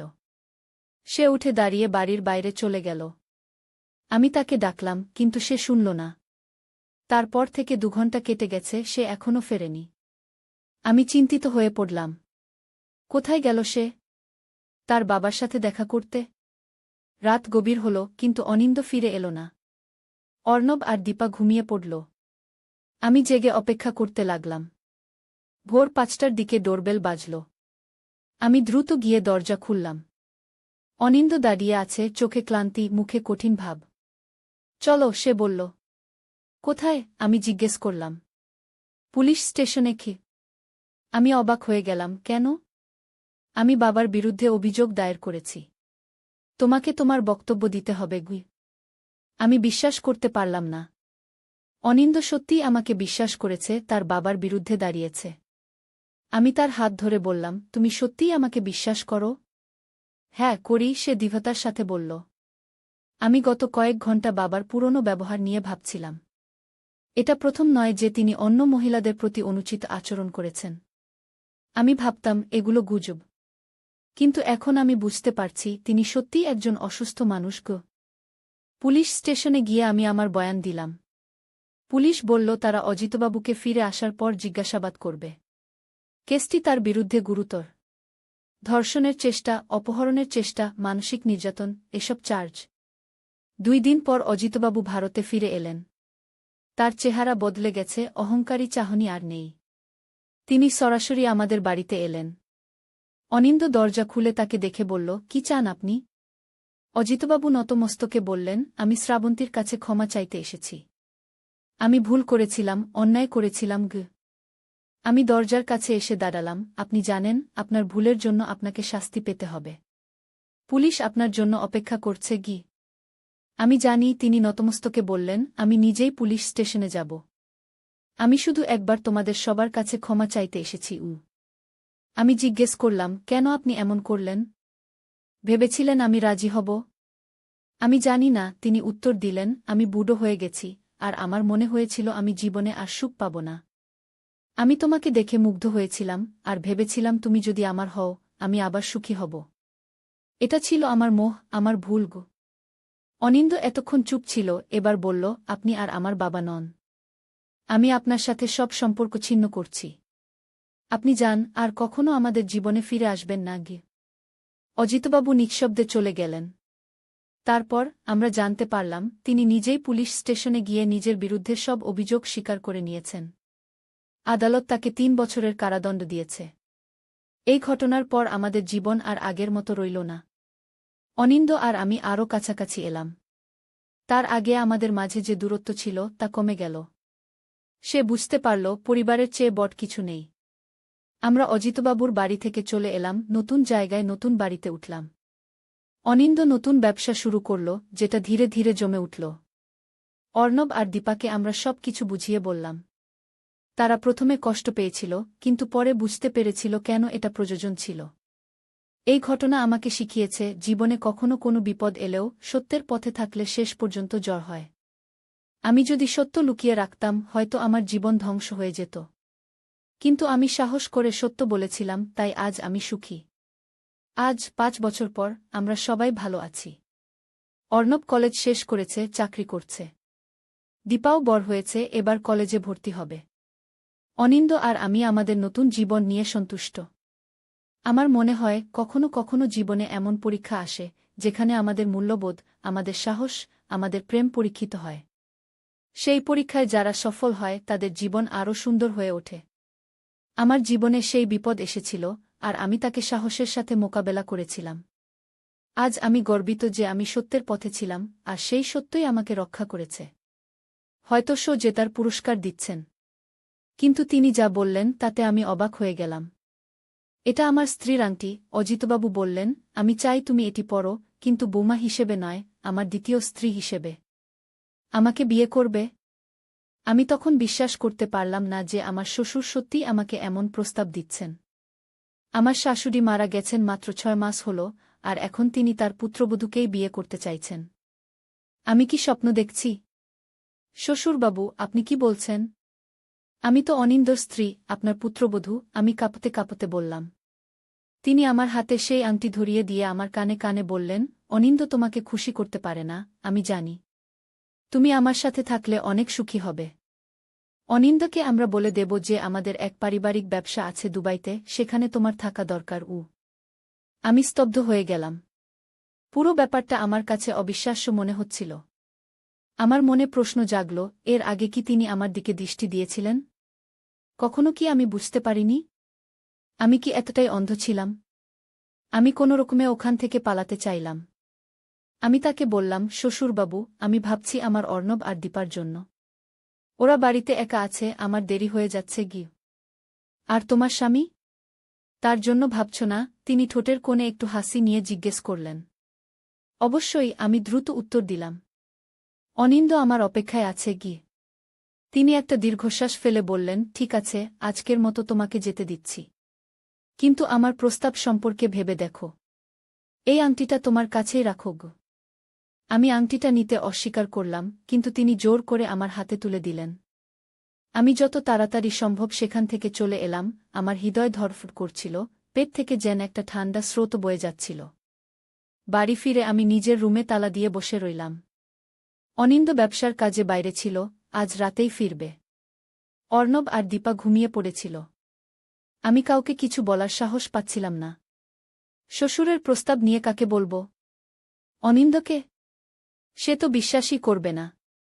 আমার অবস্থা এমন ছিল যে আমি নিজেও বিশ্বাস করতে পারছিলাম না। সারারাত আমি ঘুমাতে পারলাম না। ভাবতে লাগলাম, এটা কি সত্যিই ঘটেছে নাকি আমি কোনো দুঃস্বপ্ন দেখছি? সকালে উঠে দেখলাম টেবিলের উপর সেই আংটিটা রয়েছে। তাহলে এটা সত্যি ঘটেছে। পরের দিন সকালে অনিন্দ ফিরে এলো। আমি ঠিক করলাম তাকে সব কিছু বলবো। কিন্তু তার সাথে কথা বলার আগেই শ্বশুর ফোন করলেন। আমি দেখলাম অনিন্দর মুখ গম্ভীর হয়ে গেল। ফোন রেখে সে আমার দিকে তাকিয়ে বলল, শ্রাবন্তী, তোমাকে 2 সপ্তাহের জন্য দুবাই যেতে হবে। বাবার একটা বিজনেস ডিল আছে, তোমার সাহায্য চাই। আমি স্তব্ধ হয়ে গেলাম। ঠিক যেমন শ্বশুর বলেছিলেন সেভাবেই ঘটনা ঘটছে। অনিন্দ কিছুই জানে না যে তার বাবা কি পরিকল্পনা করেছেন আমাকে নিয়ে। আমি যাব না, আমি দৃঢ়ভাবে বললাম। কেন? কি হয়েছে? অনিন্দ অবাক হয়ে জিজ্ঞেস করল। আমি ঠিক করলাম সব কিছু বলে দেব। তোমার বাবা কাল আমাকে। আমি বাক্য শেষ করার আগেই ডোরবেল বেজে উঠল। কে এসেছে এই সকালে? দরজা খুলে দেখি স্বয়ং অজিতবাবু। আমি ভয়ে কাঠ হয়ে গেলাম। তিনি একটা বাক্স হাতে নিয়ে এসেছেন। বোমা, তোমার জন্য এই বাক্সটা এনেছি। দুবাইয়ে যাওয়ার আগে এগুলো পড়লে ভালো হবে, তিনি মুচকি হেসে বললেন। অনিন্দ আমাদের দিকে এগিয়ে এসে বাক্সটা খুলে দেখাল। ভেতরে দামি গহনা, একটা আধুনিক স্মার্টফোন এবং একটা ছোট্ট চিরকুট। অনিন্দ চিরকুটটা তুলে নিয়ে পড়ল, বোমা, তোমার ফ্যাশন শো জেতার উপহার। আশা করি পছন্দ হবে গু। আমি চিরকুটটা দেখে বুঝলাম শ্বশুর নিজেই লিখেছেন এটা, যাতে অনিন্দ সন্দেহ না করে। কিন্তু বাক্সের ভেতরে গহনাগুলোর নিচে আরেকটা কাগজ ছিল, যেটা শুধু আমিই দেখতে পেলাম। সেখানে লেখা ছিল, দুবাইতে আমাদের নতুন জীবন শুরু হবে। আর কেউ আমাদের বাধা দিতে পারবে না গি। আমি এতই ভয় পেয়ে গেলাম যে মাথা ঘুরতে লাগল। কোনোরকমে নিজেকে সামলে নিয়ে বললাম, অনিন্দ, আমি দুবাই যাব না গি। কেন? বাবা তোমার জন্য এত কিছু করছেন আর তুমি গি। অনিন্দ বাক্য শেষ করার আগেই আমি বললাম, আমাকে একটু সময় দাও। আমার শরীরটা ভালো লাগছে না গি। সেদিন সারাদিন আমি ভাবলাম কি করা যায়। যদি অনিন্দকে সত্যি কথা বলি, সে কি বিশ্বাস করবে? নাকি সে ভাববে আমি মিথ্যা বলছি, তার বাবার নামে কলঙ্ক দিচ্ছি। আমি নিজেকে চিনি, আমি এমন কখনো করিনি যে অজিতবাবু আমার প্রতি আকৃষ্ট হবেন। তাহলে কেন তিনি এমন অদ্ভুত প্রস্তাব দিলেন? রাতে আমি একটা সিদ্ধান্ত নিলাম। যদি আমি দুবাই যাই, হয়তো অজিতবাবু সেখানে আমাকে জোর করে কিছু করাবেন। আর যদি না যাই, অনিন্দ রাগ করবে, হয়তো সম্পর্কে ফাটল ধরবে। দুটো দিকেই সমস্যা। পরদিন সকালে আমি অনিন্দকে বললাম, আমি দুবাই যাব, কিন্তু একটা শর্তে। তুমিও আমার সাথে যাবে গু। অনিন্দ একটু অবাক হয়ে বলল, আমি? কিন্তু আমার তো এখানে অনেক কাজ আছে। বাবা বলেছেন তোমাকেই যেতে হবে গি। কেন? তুমি আমার স্বামী, তোমার সাথে ছাড়া আমি কেন যাব? তোমার বাবা যদি সত্যিই ব্যবসার জন্য আমাকে নিতে চান, তাহলে তোমাকেও নিতে হবে গি। অনিন্দ একটু চিন্তা করে বলল, ঠিক আছে, আমি বাবাকে ফোন করে বলি গ। সে ফোন করতেই অজিতবাবু রেগে গেলেন। তারপর অনিন্দ ফোন রেখে আমাকে বলল, বাবা বলছেন এটা শুধু তোমার জন্য একটা সুযোগ। আমি গেলে সব নষ্ট হয়ে যাবে গু। কেন? কি সুযোগ? আমি কি ব্যবসা করি? আমি তো গৃহিণী, আমাকে নিয়ে তোমার বাবা কি করবেন? বাবা বলছেন সেখানে একটা মহিলাদের ফ্যাশন ব্র্যান্ড আছে, তারা তোমাকে মডেল হিসেবে নিতে চায়। তুমি ফ্যাশন শোতে ভালো করেছ, তাই বাবা তোমার জন্য এই সুযোগ এনেছেন গু। আমি বুঝলাম অজিতবাবু আমাকে ফাঁদে ফেলার জন্য নতুন গল্প বানিয়েছেন। এটা তোমার মনে হয় না অদ্ভুত? আমি এতদিন কখনো মডেলিং করিনি, হঠাৎ তোমার বাবা কিভাবে আমার জন্য এই সুযোগ পেলেন? অনিন্দ একটু বিরক্ত হয়ে বলল, বাবা আমাদের জন্যই তো এসব করছেন। তোমার যদি মডেলিং ক্যারিয়ার শুরু হয়, আমাদের আর্থিক অবস্থাও ভালো হবে। আমার ব্যবসা তো এখন ভালো যাচ্ছে না গি। এটা শুনে আমি আরও চিন্তিত হয়ে পড়লাম। অনিন্দ কি শ্বশুরের ষড়যন্ত্রের অংশ? না, এটা হতে পারে না। অনিন্দ আমাকে ভালোবাসে, সে কখনো তার বাবাকে আমাকে নিয়ে যেতে সাহায্য করবে না। আমি একটা পরিকল্পনা করলাম। আমি দুবাই যাব, কিন্তু নিজের সুরক্ষার ব্যবস্থা করে যাব। আমি আমার বোন সুচরিতাকে ফোন করে সব কিছু বললাম। প্রথমে সে বিশ্বাস করেনি, কিন্তু আমি তাকে আশ্বস্ত করলাম যে এটা সত্যি। আমি তাকে বললাম আমি প্রতিদিন তাকে ফোন করব, যদি একদিনও ফোন না পায় তাহলে সে যেন পুলিশে খবর দেয়া। আমি আমার বাক্সে একটা ছোট্ট স্প্রে ক্যামেরা লুকিয়ে রাখলাম, যাতে কোনো বিপদে তা ব্যবহার করতে পারি। আমি আমার নিজের পাসপোর্ট, টাকা পয়সা এবং কিছু জরুরি কাগজপত্র নিয়ে নিলাম। যাওয়ার দিন অজিতবাবু নিজেই আমাদের বাড়িতে এলেন। তিনি বললেন, বোমা, আমি তোমার সাথে যাচ্ছি। দুবাইতে আমার কিছু পুরনো বন্ধু আছেন, তাদের সাথে তোমার পরিচয় করিয়ে দেব গো। আমি বুঝলাম অজিতবাবু নিজেও আমার সাথে যাচ্ছেন। এখন আমি কি করব? আমি অনিন্দকে একবার শেষ চেষ্টা হিসেবে বললাম, তুমিও চলো আমাদের সাথে গু। অনিন্দ মাথা নেড়ে বলল, আমি পারব না। আমার ব্যবসা দেখতে হবে। তোমরা যাও, বাবা তোমাকে দেখাশোনা করবেন গু। আমি মনে মনে ভাবলাম, এই লোকটাকে আমি বিয়ে করেছি, যে আমাকে এভাবে তার বাবার সাথে পাঠাতে রাজি হচ্ছে। বিমানবন্দরে যাবার আগে আমি বাচ্চাদের সাথে দেখা করে নিলাম। অর্ণবকে বললাম, তোমার দাদুর সাথে আমি দুবাই যাচ্ছি। তুমি দীপাকে দেখো। যদি কোনো সমস্যা হয় সরাসরি মাসিকে ফোন করবে গে। অর্ণব মাথা নাড়ল। তার চোখে আমি কিছু সন্দেহ দেখতে পেলাম, যেন সে বুঝতে পারছে কিছু একটা ঠিক নেই। বিমানবন্দরে পৌঁছে আমি একটা বিপদের সম্মুখীন হলাম। অজিতবাবু আমার পাসপোর্ট নিয়ে চেক ইন করলেন। আমি তাকে প্রতিবাদ করতে গেলাম, কিন্তু তিনি বললেন, আমি তোমার শ্বশুর, আমি তোমার যত্ন নিচ্ছি গু। তিনি আমার জন্য বিজনেস ক্লাসে টিকেট করেছিলেন। আমি ভাবলাম, এতসব করার পরেও তিনি আমাকে বিলাসিতা দিচ্ছেন কেন? তিনি কি সত্যিই আমাকে পাবার জন্য এতটা মরিয়া? বিমানে ওঠার সময় আমি একটা ভুল করে বসলাম। আমার সিট ছিল অজিতবাবুর পাশেই, কিন্তু আমি অন্য একটা সিটে বসে পড়লাম, যেখানে একজন মহিলা বসেছিলেন। তিনি আমাকে বললেন, এটা আমার সিট গি। অজিতবাবু ছুটে এসে বললেন, বোমা, তোমার সিট এদিকে গু। আমার কোনো উপায় ছিল না, আমাকে তার পাশে বসতে হল। বিমান ছাড়ার পর অজিতবাবু আমাকে বললেন, শ্রাবন্তী, আমি জানি তুমি সন্দেহ করছ, কিন্তু আমি সত্যিই তোমাকে ভালোবাসি। অনিন্দ কখনো তোমাকে যথাযথ মর্যাদা দেয়নি। আমি তোমাকে রানীর মতো রাখব। আমি স্পষ্টভাবে বললাম, আমি আপনার সাথে কখনো থাকতে চাই না। আমি অনিন্দকে ভালোবাসি, সে আমার স্বামী। আপনি আমার শ্বশুর, আপনার উচিত নয় আমার প্রতি এমন আচরণ করা গিয়ে। তিনি হাসতে লাগলেন, তুমি এখনও বুঝতে পারছ না আমি কতটা শক্তিশালী। অনিন্দ আমার ছেলে, সে আমাকেই মানে। আমি যদি বলি তোমাদের বিয়ে ভেঙে দিতে, সে তাই করবে গু। আমার মনে আবার ভয় এলো। অজিতবাবুর হাতে কি সত্যি এতটা ক্ষমতা আছে? তিনি কি সত্যি সবকিছু ধ্বংস করে দিতে পারেন? আমার ছেলেমেয়েরা, আমার সংসার? আমি তাকে জিজ্ঞেস করলাম, আপনি আমার মধ্যে এমন কি দেখলেন যে আমাকে এভাবে চাইছেন? তিনি আমার হাত ধরে বললেন, আমি তোমাকে প্রথম দিন দেখেই মুগ্ধ হয়েছিলাম, যখন তুমি অনিন্দর সাথে বিয়ের জন্য আমাদের বাড়িতে এসেছিলে। তোমার সৌন্দর্য, তোমার ব্যক্তিত্ব সবকিছু আমাকে আকর্ষণ করেছিল। কিন্তু তখন আমার স্ত্রী বেঁচে ছিল, আমি কিছু করতে পারিনি। এখন সে নেই, আমি আর অপেক্ষা করতে পারি না গিয়ে। আমি ভাবলাম,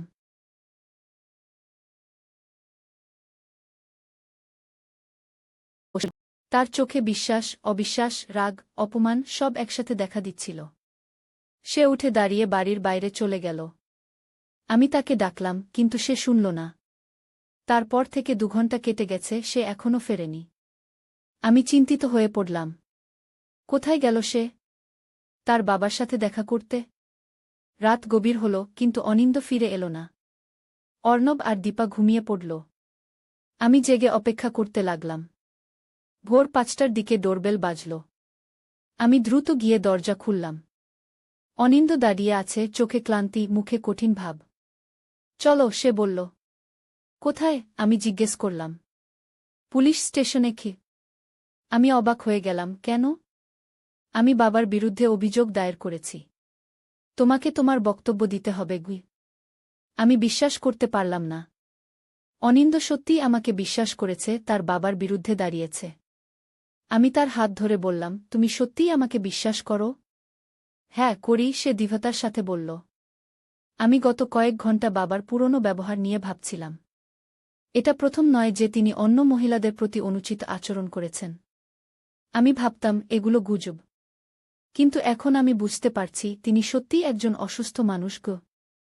পুলিশ স্টেশনে গিয়ে আমি আমার বয়ান দিলাম। পুলিশ বলল তারা অজিতবাবুকে ফিরে আসার পর জিজ্ঞাসাবাদ করবে। কেসটি তার বিরুদ্ধে গুরুতর।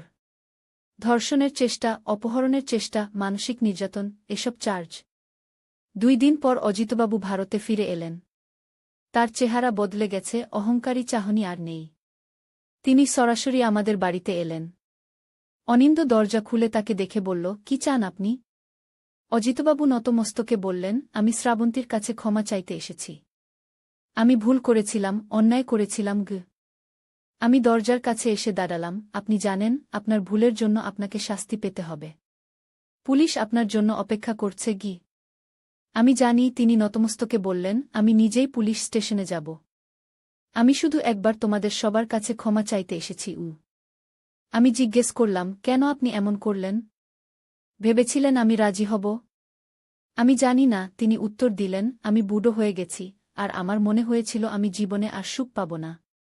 আমি তোমাকে দেখে মুগ্ধ হয়েছিলাম, আর ভেবেছিলাম তুমি যদি আমার হও, আমি আবার সুখী হব। এটা ছিল আমার মোহ, আমার ভুল গো।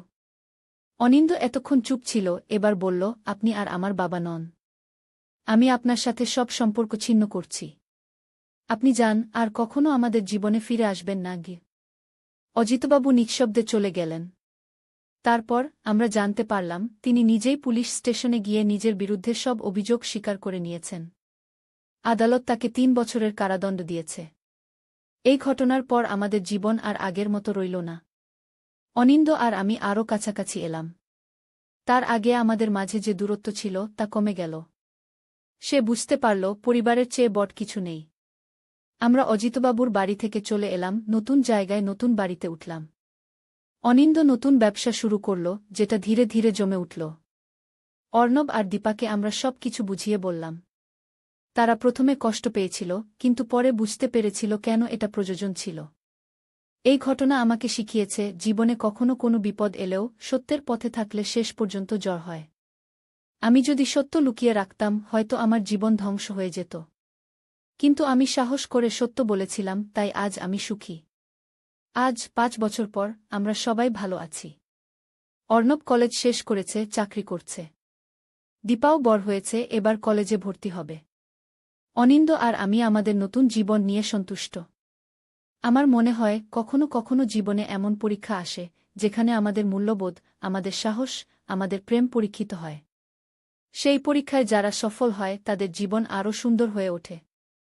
আমার জীবনে সেই বিপদ এসেছিল, আর আমি তাকে সাহসের সাথে মোকাবেলা করেছিলাম। আজ আমি গর্বিত যে আমি সত্যের পথে ছিলাম, আর সেই সত্যই আমাকে রক্ষা করেছে। হয়তো শো জেতার পুরস্কার দিচ্ছেন। কিন্তু তিনি যা বললেন তাতে আমি অবাক হয়ে গেলাম। এটা আমার স্ত্রীর আংটি। অজিতবাবু বললেন, আমি চাই তুমি এটি পরো, কিন্তু বৌমা হিসেবে নয়, আমার দ্বিতীয় স্ত্রী হিসেবে। আমাকে বিয়ে করবে? আমি তখন বিশ্বাস করতে পারলাম না যে আমার শ্বশুর সত্যিই আমাকে এমন প্রস্তাব দিচ্ছেন। আমার শাশুড়ি মারা গেছেন মাত্র 6 মাস হল, আর এখন তিনি তার পুত্রবধূকেই বিয়ে করতে চাইছেন। আমি কি স্বপ্ন দেখছি? শ্বশুরবাবু, আপনি কি বলছেন? আমি তো অনিন্দর স্ত্রী, আপনার পুত্রবধূ, আমি কাঁপতে কাঁপতে বললাম। তিনি আমার হাতে সেই আংটি ধরিয়ে দিয়ে আমার কানে কানে বললেন, অনিন্দ তোমাকে খুশি করতে পারে না, আমি জানি। তুমি আমার সাথে থাকলে অনেক সুখী হবে। অনিন্দকে আমরা বলে দেব যে আমাদের এক পারিবারিক ব্যবসা আছে দুবাইতে, সেখানে তোমার থাকা দরকার। আমি স্তব্ধ হয়ে গেলাম। পুরো ব্যাপারটা আমার কাছে অবিশ্বাস্য মনে হচ্ছিল। আমার মনে প্রশ্ন জাগল, এর আগে কি তিনি আমার দিকে দৃষ্টি দিয়েছিলেন? কখনো কি আমি বুঝতে পারিনি? আমি কি এতটাই অন্ধ ছিলাম? আমি কোনোরকমে ওখান থেকে পালাতে চাইলাম। আমি তাকে বললাম, শ্বশুরবাবু, আমি ভাবছি আমার অর্ণব আর দীপার জন্য। ওরা বাড়িতে একা আছে, আমার দেরি হয়ে যাচ্ছে গিয়ে। আর তোমার স্বামী?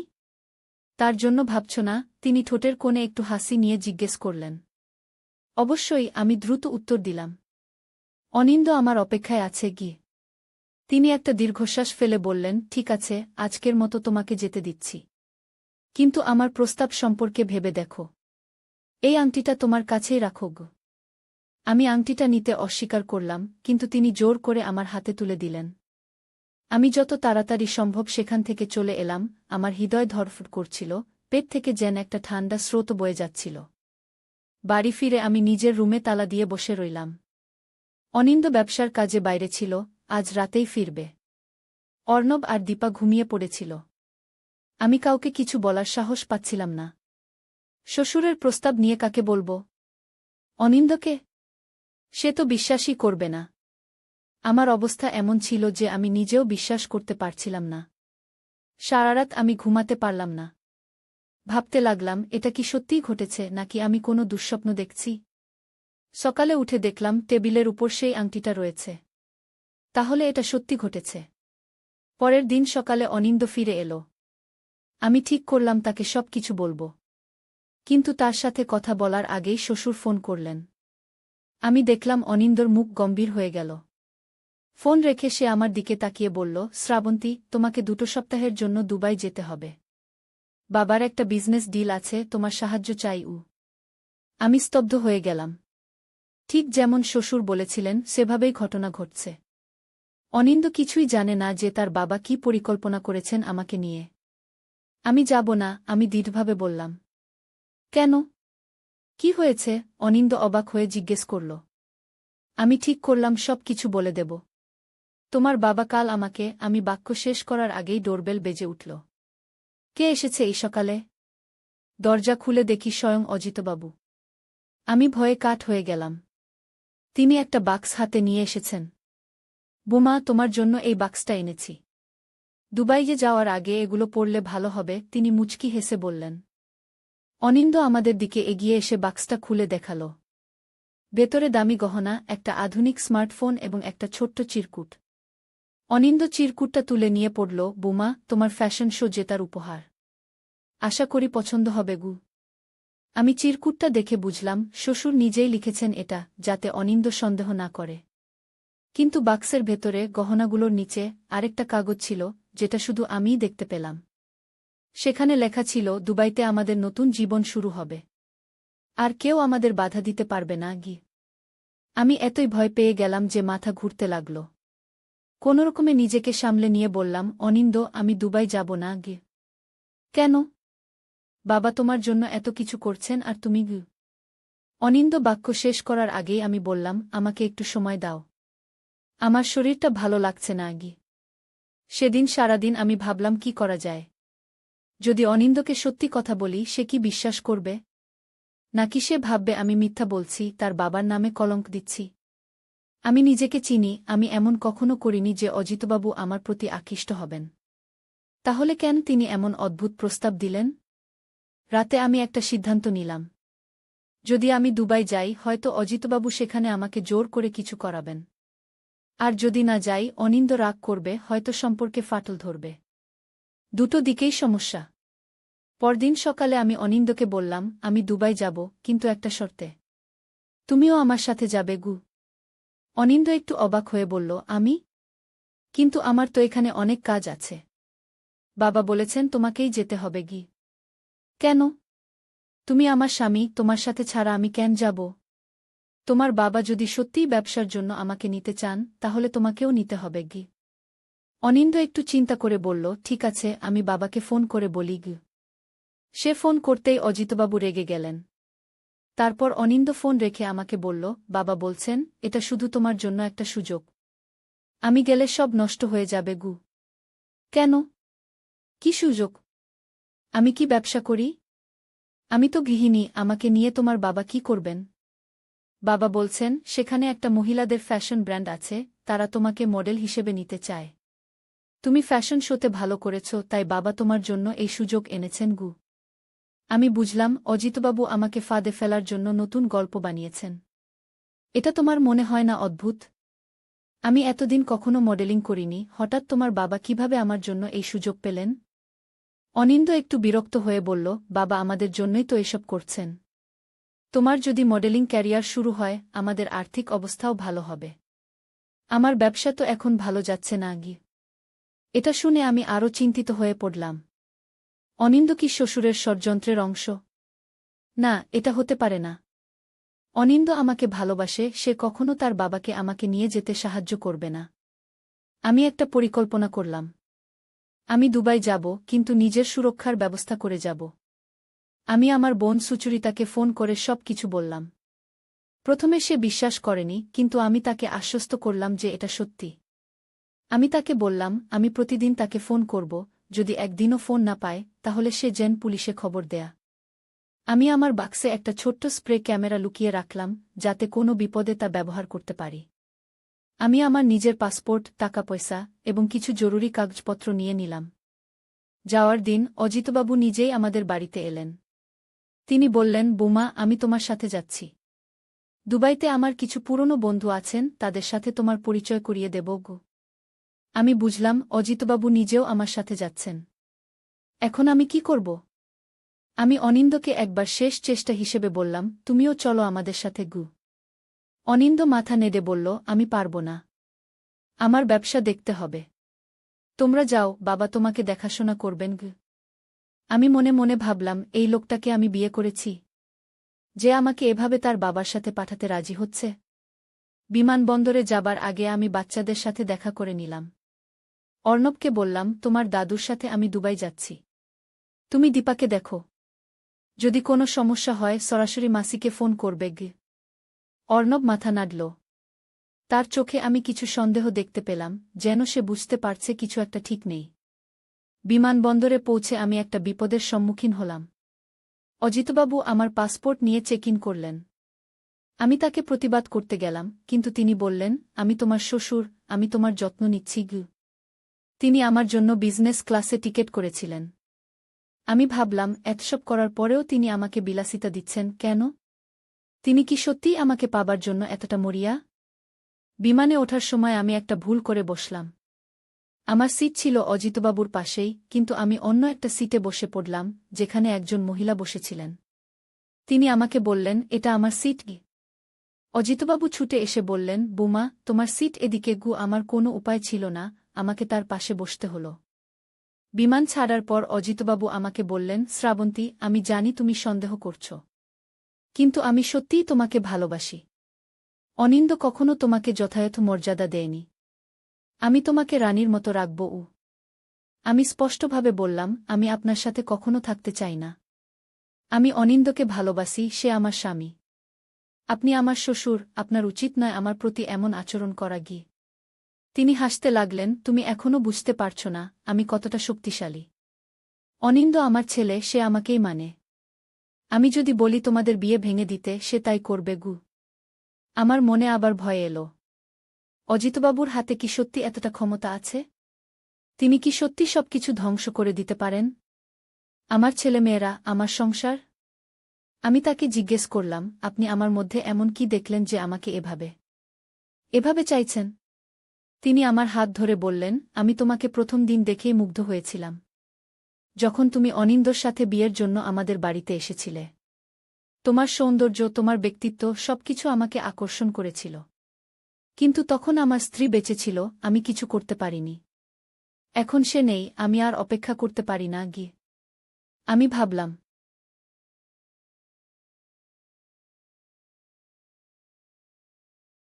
তার চোখে বিশ্বাস, অবিশ্বাস, রাগ, অপমান সব একসাথে দেখা দিচ্ছিল। সে উঠে দাঁড়িয়ে বাড়ির বাইরে চলে গেল। আমি তাকে ডাকলাম, কিন্তু সে শুনল না। তারপর থেকে 2 ঘণ্টা কেটে গেছে, সে এখনও ফেরেনি। আমি চিন্তিত হয়ে পড়লাম। কোথায় গেল সে? তার বাবার সাথে দেখা করতে? রাত গভীর হল, কিন্তু অনিন্দ ফিরে এল না। অর্ণব আর দীপা ঘুমিয়ে পড়ল। আমি জেগে অপেক্ষা করতে লাগলাম। ভোর 5টার দিকে ডোরবেল বাজল। আমি দ্রুত গিয়ে দরজা খুললাম। অনিন্দ দাঁড়িয়ে আছে, চোখে ক্লান্তি, মুখে কঠিন ভাব।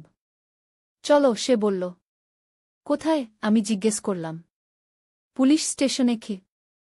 আমি অবাক হয়ে গেলাম। কেন? আমি বাবার বিরুদ্ধে অভিযোগ দায়ের করেছি। তোমাকে তোমার বক্তব্য দিতে হবে গুই। আমি বিশ্বাস করতে পারলাম না। অনিন্দ সত্যিই আমাকে বিশ্বাস করেছে, তার বাবার বিরুদ্ধে দাঁড়িয়েছে। আমি তার হাত ধরে বললাম, তুমি সত্যিই আমাকে বিশ্বাস করো? হ্যাঁ, করি, সে দৃঢ়তার সাথে বলল। আমি গত কয়েক ঘণ্টা বাবার পুরনো ব্যবহার নিয়ে ভাবছিলাম। এটা প্রথম নয় যে তিনি অন্য মহিলাদের প্রতি অনুচিত আচরণ করেছেন। আমি ভাবতাম এগুলো গুজব। কিন্তু এখন আমি বুঝতে পারছি তিনি সত্যিই একজন অসুস্থ মানুষ গো। পুলিশ স্টেশনে গিয়ে আমি আমার বয়ান দিলাম। পুলিশ বলল তারা অজিতবাবুকে ফিরে আসার পর জিজ্ঞাসাবাদ করবে। কেসটি তার বিরুদ্ধে গুরুতর। ধর্ষণের চেষ্টা, অপহরণের চেষ্টা, মানসিক নির্যাতন, এসব চার্জ। 2 দিন পর অজিতবাবু ভারতে ফিরে এলেন। তার চেহারা বদলে গেছে, অহংকারী চাহনি আর নেই। তিনি সরাসরি আমাদের বাড়িতে এলেন। অনিন্দ দরজা খুলে তাকে দেখে বলল, কি চান আপনি? অজিতবাবু নতমস্তকে বললেন, আমি শ্রাবন্তীর কাছে ক্ষমা চাইতে এসেছি। আমি ভুল করেছিলাম, অন্যায় করেছিলাম গ। আমি দরজার কাছে এসে দাঁড়ালাম। আপনি জানেন, আপনার ভুলের জন্য আপনাকে শাস্তি পেতে হবে। পুলিশ আপনার জন্য অপেক্ষা করছে গি। আমি জানি। তিনি নতমস্তকে বললেন, আমি নিজেই পুলিশ স্টেশনে যাব। আমি শুধু একবার তোমাদের সবার কাছে ক্ষমা চাইতে এসেছি। আমি জিজ্ঞেস করলাম, কেন আপনি এমন করলেন? ভেবেছিলেন আমি রাজি হব? আমি জানি না, তিনি উত্তর দিলেন, আমি বুড়ো হয়ে গেছি, আর আমার মনে হয়েছিল আমি জীবনে আর সুখ পাব না। আমি তোমাকে দেখে মুগ্ধ হয়েছিলাম, আর ভেবেছিলাম তুমি যদি আমার হও, আমি আবার সুখী হব। এটা ছিল আমার মোহ, আমার ভুল গো। অনিন্দ এতক্ষণ চুপ ছিল, এবার বলল, আপনি আর আমার বাবা নন।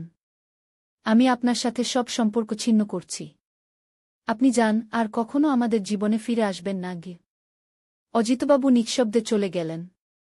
তারপর আমরা জানতে পারলাম তিনি নিজেই পুলিশ স্টেশনে গিয়ে নিজের বিরুদ্ধে সব অভিযোগ স্বীকার করে নিয়েছেন। আদালত তাকে 3 বছরের কারাদণ্ড দিয়েছে। এই ঘটনার পর আমাদের জীবন আর আগের মতো রইল না। অনিন্দ আর আমি আরও কাছাকাছি এলাম। তার আগে আমাদের মাঝে যে দূরত্ব ছিল তা কমে গেল। সে বুঝতে পারল পরিবারের চেয়ে বড় কিছু নেই। আমরা অজিতবাবুর বাড়ি থেকে চলে এলাম, নতুন জায়গায় নতুন বাড়িতে উঠলাম। অনিন্দ নতুন ব্যবসা শুরু করল, যেটা ধীরে ধীরে জমে উঠল। অর্ণব আর দীপাকে আমরা সব কিছু বুঝিয়ে বললাম। তারা প্রথমে কষ্ট পেয়েছিল, কিন্তু পরে বুঝতে পেরেছিল কেন এটা প্রয়োজন ছিল। এই ঘটনা আমাকে শিখিয়েছে, জীবনে কখনো কোনো বিপদ এলেও সত্যের পথে থাকলে শেষ পর্যন্ত জয় হয়। আমি যদি সত্য লুকিয়ে রাখতাম, হয়তো আমার জীবন ধ্বংস হয়ে যেত। কিন্তু আমি সাহস করে সত্য বলেছিলাম, তাই আজ আমি সুখী। আজ 5 বছর পর আমরা সবাই ভালো আছি। অর্ণব কলেজ শেষ করেছে, চাকরি করছে। দীপাও বড় হয়েছে, এবার কলেজে ভর্তি হবে। অনিন্দ আর আমি আমাদের নতুন জীবন নিয়ে সন্তুষ্ট। আমার মনে হয় কখনো কখনো জীবনে এমন পরীক্ষা আসে, যেখানে আমাদের মূল্যবোধ, আমাদের সাহস, আমাদের প্রেম পরীক্ষিত হয়। সেই পরীক্ষায় যারা সফল হয় তাদের জীবন আরও সুন্দর হয়ে ওঠে। আমার জীবনে সেই বিপদ এসেছিল, আর আমি তাকে সাহসের সাথে মোকাবেলা করেছিলাম। আজ আমি গর্বিত যে আমি সত্যের পথে ছিলাম, আর সেই সত্যই আমাকে রক্ষা করেছে। হয়তো শো জেতার পুরস্কার দিচ্ছেন। কিন্তু তিনি যা বললেন তাতে আমি অবাক হয়ে গেলাম।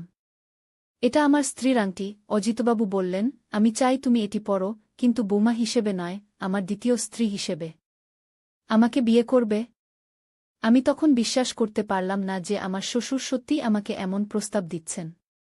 আমার শাশুড়ি মারা গেছেন মাত্র 6 মাস হল, আর এখন তিনি তার পুত্রবধূকেই বিয়ে করতে চাইছেন। আমি কি স্বপ্ন দেখছি? শ্বশুরবাবু, আপনি কি বলছেন? আমি তো অনিন্দর স্ত্রী, আপনার পুত্রবধূ, আমি কাঁপতে কাঁপতে বললাম। তিনি আমার হাতে সেই আংটি ধরিয়ে দিয়ে আমার কানে কানে বললেন, অনিন্দ তোমাকে খুশি করতে পারে না, আমি জানি। তুমি আমার সাথে থাকলে অনেক সুখী হবে। অনিন্দকে আমরা বলে দেব যে আমাদের এক পারিবারিক ব্যবসা আছে দুবাইতে, সেখানে তোমার থাকা দরকার। আমি স্তব্ধ হয়ে গেলাম। পুরো ব্যাপারটা আমার কাছে অবিশ্বাস্য মনে হচ্ছিল। আমার মনে প্রশ্ন জাগল, এর আগে কি তিনি আমার দিকে দৃষ্টি দিয়েছিলেন? কখনো কি আমি বুঝতে পারিনি? আমি কি এতটাই অন্ধ ছিলাম? আমি কোনোরকমে ওখান থেকে পালাতে চাইলাম। আমি তাকে বললাম, শ্বশুরবাবু, আমি ভাবছি আমার অর্ণব আর দীপার জন্য। ওরা বাড়িতে একা আছে, আমার দেরি হয়ে যাচ্ছে গিয়ে। আর তোমার স্বামী? তার জন্য ভাবছ না? তিনি ঠোঁটের কোণে একটু হাসি নিয়ে জিজ্ঞেস করলেন। অবশ্যই, আমি দ্রুত উত্তর দিলাম। অনিন্দ আমার অপেক্ষায় আছে গিয়ে। তিনি একটা দীর্ঘশ্বাস ফেলে বললেন, ঠিক আছে, আজকের মতো তোমাকে যেতে দিচ্ছি। কিন্তু আমার প্রস্তাব সম্পর্কে ভেবে দেখো। এই আংটিটা তোমার কাছেই রাখো গো। আমি আংটিটা নিতে অস্বীকার করলাম, কিন্তু তিনি জোর করে আমার হাতে তুলে দিলেন। আমি যত তাড়াতাড়ি সম্ভব সেখান থেকে চলে এলাম। আমার হৃদয় ধড়ফড় করছিল, পেট থেকে যেন একটা ঠান্ডা স্রোত বয়ে যাচ্ছিল। বাড়ি ফিরে আমি নিজের রুমে তালা দিয়ে বসে রইলাম। অনিন্দ ব্যবসার কাজে বাইরে ছিল, আজ রাতেই ফিরবে। অর্ণব আর দীপা ঘুমিয়ে পড়েছিল। আমি কাউকে কিছু বলার সাহস পাচ্ছিলাম না। শ্বশুরের প্রস্তাব নিয়ে কাকে বলব? অনিন্দকে? সে তো বিশ্বাসই করবে না। আমার অবস্থা এমন ছিল যে আমি নিজেও বিশ্বাস করতে পারছিলাম না। সারারাত আমি ঘুমাতে পারলাম না। ভাবতে লাগলাম, এটা কি সত্যিই ঘটেছে নাকি আমি কোনো দুঃস্বপ্ন দেখছি? সকালে উঠে দেখলাম টেবিলের উপর সেই আংটিটা রয়েছে। তাহলে এটা সত্যি ঘটেছে। পরের দিন সকালে অনিন্দ ফিরে এলো। আমি ঠিক করলাম তাকে সব কিছু বলবো। কিন্তু তার সাথে কথা বলার আগেই শ্বশুর ফোন করলেন। আমি দেখলাম অনিন্দর মুখ গম্ভীর হয়ে গেল। ফোন রেখে সে আমার দিকে তাকিয়ে বলল, শ্রাবন্তী, তোমাকে 2 সপ্তাহের জন্য দুবাই যেতে হবে। বাবার একটা বিজনেস ডিল আছে, তোমার সাহায্য চাই। আমি স্তব্ধ হয়ে গেলাম। ঠিক যেমন শ্বশুর বলেছিলেন সেভাবেই ঘটনা ঘটছে। অনিন্দ কিছুই জানে না যে তার বাবা কি পরিকল্পনা করেছেন আমাকে নিয়ে। আমি যাব না, আমি দৃঢ়ভাবে বললাম। কেন? কি হয়েছে? অনিন্দ অবাক হয়ে জিজ্ঞেস করল। আমি ঠিক করলাম সব কিছু বলে দেব। তোমার বাবা কাল আমাকে। আমি বাক্য শেষ করার আগেই ডোরবেল বেজে উঠল। কে এসেছে এই সকালে? দরজা খুলে দেখি স্বয়ং অজিতবাবু। আমি ভয়ে কাঠ হয়ে গেলাম। তিনি একটা বাক্স হাতে নিয়ে এসেছেন। বোমা, তোমার জন্য এই বাক্সটা এনেছি। দুবাইয়ে যাওয়ার আগে এগুলো পড়লে ভালো হবে, তিনি মুচকি হেসে বললেন। অনিন্দ আমাদের দিকে এগিয়ে এসে বাক্সটা খুলে দেখাল। ভেতরে দামি গহনা, একটা আধুনিক স্মার্টফোন এবং একটা ছোট্ট চিরকুট। অনিন্দ চিরকুটটা তুলে নিয়ে পড়ল, বোমা, তোমার ফ্যাশন শো জেতার উপহার। আশা করি পছন্দ হবে গু। আমি চিরকুটটা দেখে বুঝলাম শ্বশুর নিজেই লিখেছেন এটা, যাতে অনিন্দ সন্দেহ না করে। কিন্তু বাক্সের ভেতরে গহনাগুলোর নিচে আরেকটা কাগজ ছিল, যেটা শুধু আমিই দেখতে পেলাম। সেখানে লেখা ছিল, দুবাইতে আমাদের নতুন জীবন শুরু হবে। আর কেউ আমাদের বাধা দিতে পারবে না গি। আমি এতই ভয় পেয়ে গেলাম যে মাথা ঘুরতে লাগল। কোনোরকমে নিজেকে সামলে নিয়ে বললাম, অনিন্দ, আমি দুবাই যাব না গি। কেন? বাবা তোমার জন্য এত কিছু করছেন আর তুমি গি। অনিন্দ বাক্য শেষ করার আগেই আমি বললাম, আমাকে একটু সময় দাও। আমার শরীরটা ভালো লাগছে না গি। সেদিন সারাদিন আমি ভাবলাম কি করা যায়। যদি অনিন্দকে সত্যি কথা বলি, সে কি বিশ্বাস করবে? নাকি সে ভাববে আমি মিথ্যা বলছি, তার বাবার নামে কলঙ্ক দিচ্ছি? আমি নিজেকে চিনি, আমি এমন কখনো করিনি যে অজিতবাবু আমার প্রতি আকৃষ্ট হবেন। তাহলে কেন তিনি এমন অদ্ভুত প্রস্তাব দিলেন? রাতে আমি একটা সিদ্ধান্ত নিলাম।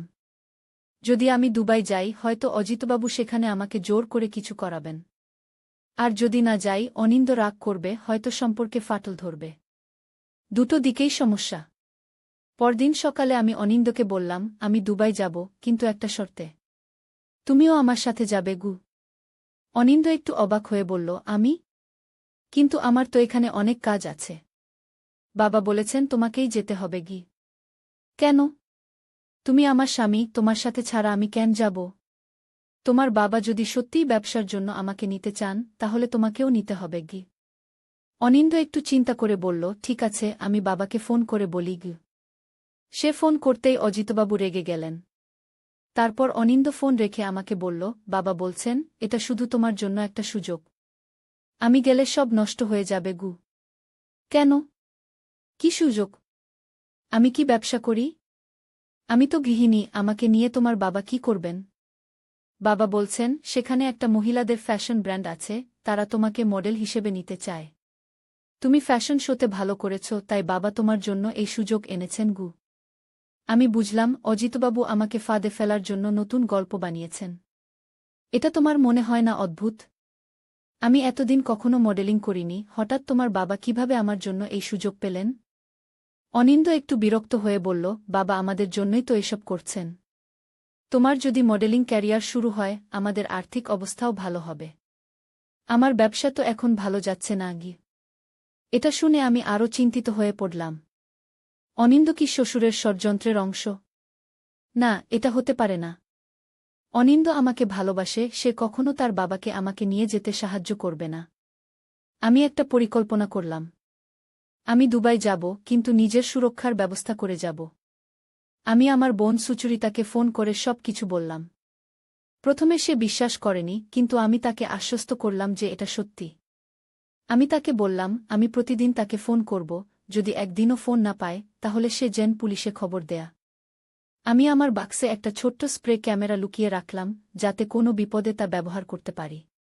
আমি আমার নিজের পাসপোর্ট, টাকা পয়সা এবং কিছু জরুরি কাগজপত্র নিয়ে নিলাম। যাওয়ার দিন অজিতবাবু নিজেই আমাদের বাড়িতে এলেন। তিনি বললেন, বৌমা, আমি তোমার সাথে যাচ্ছি। দুবাইতে আমার কিছু পুরনো বন্ধু আছেন, তাদের সাথে তোমার পরিচয় করিয়ে দেব গো। আমি বুঝলাম অজিতবাবু নিজেও আমার সাথে যাচ্ছেন। এখন আমি কি করব? আমি অনিন্দকে একবার শেষ চেষ্টা হিসেবে বললাম, তুমিও চলো আমাদের সাথে গু। অনিন্দ মাথা নেড়ে বলল, আমি পারব না।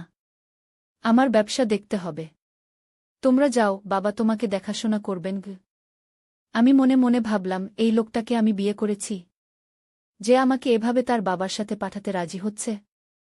বিমানবন্দরে যাবার আগে আমি বাচ্চাদের সাথে দেখা করে নিলাম। অর্ণবকে বললাম, তোমার দাদুর সাথে আমি দুবাই যাচ্ছি। তুমি দীপাকে দেখো। যদি কোনো সমস্যা হয় সরাসরি মাসিকে ফোন করবে গে। অর্ণব মাথা নাড়ল।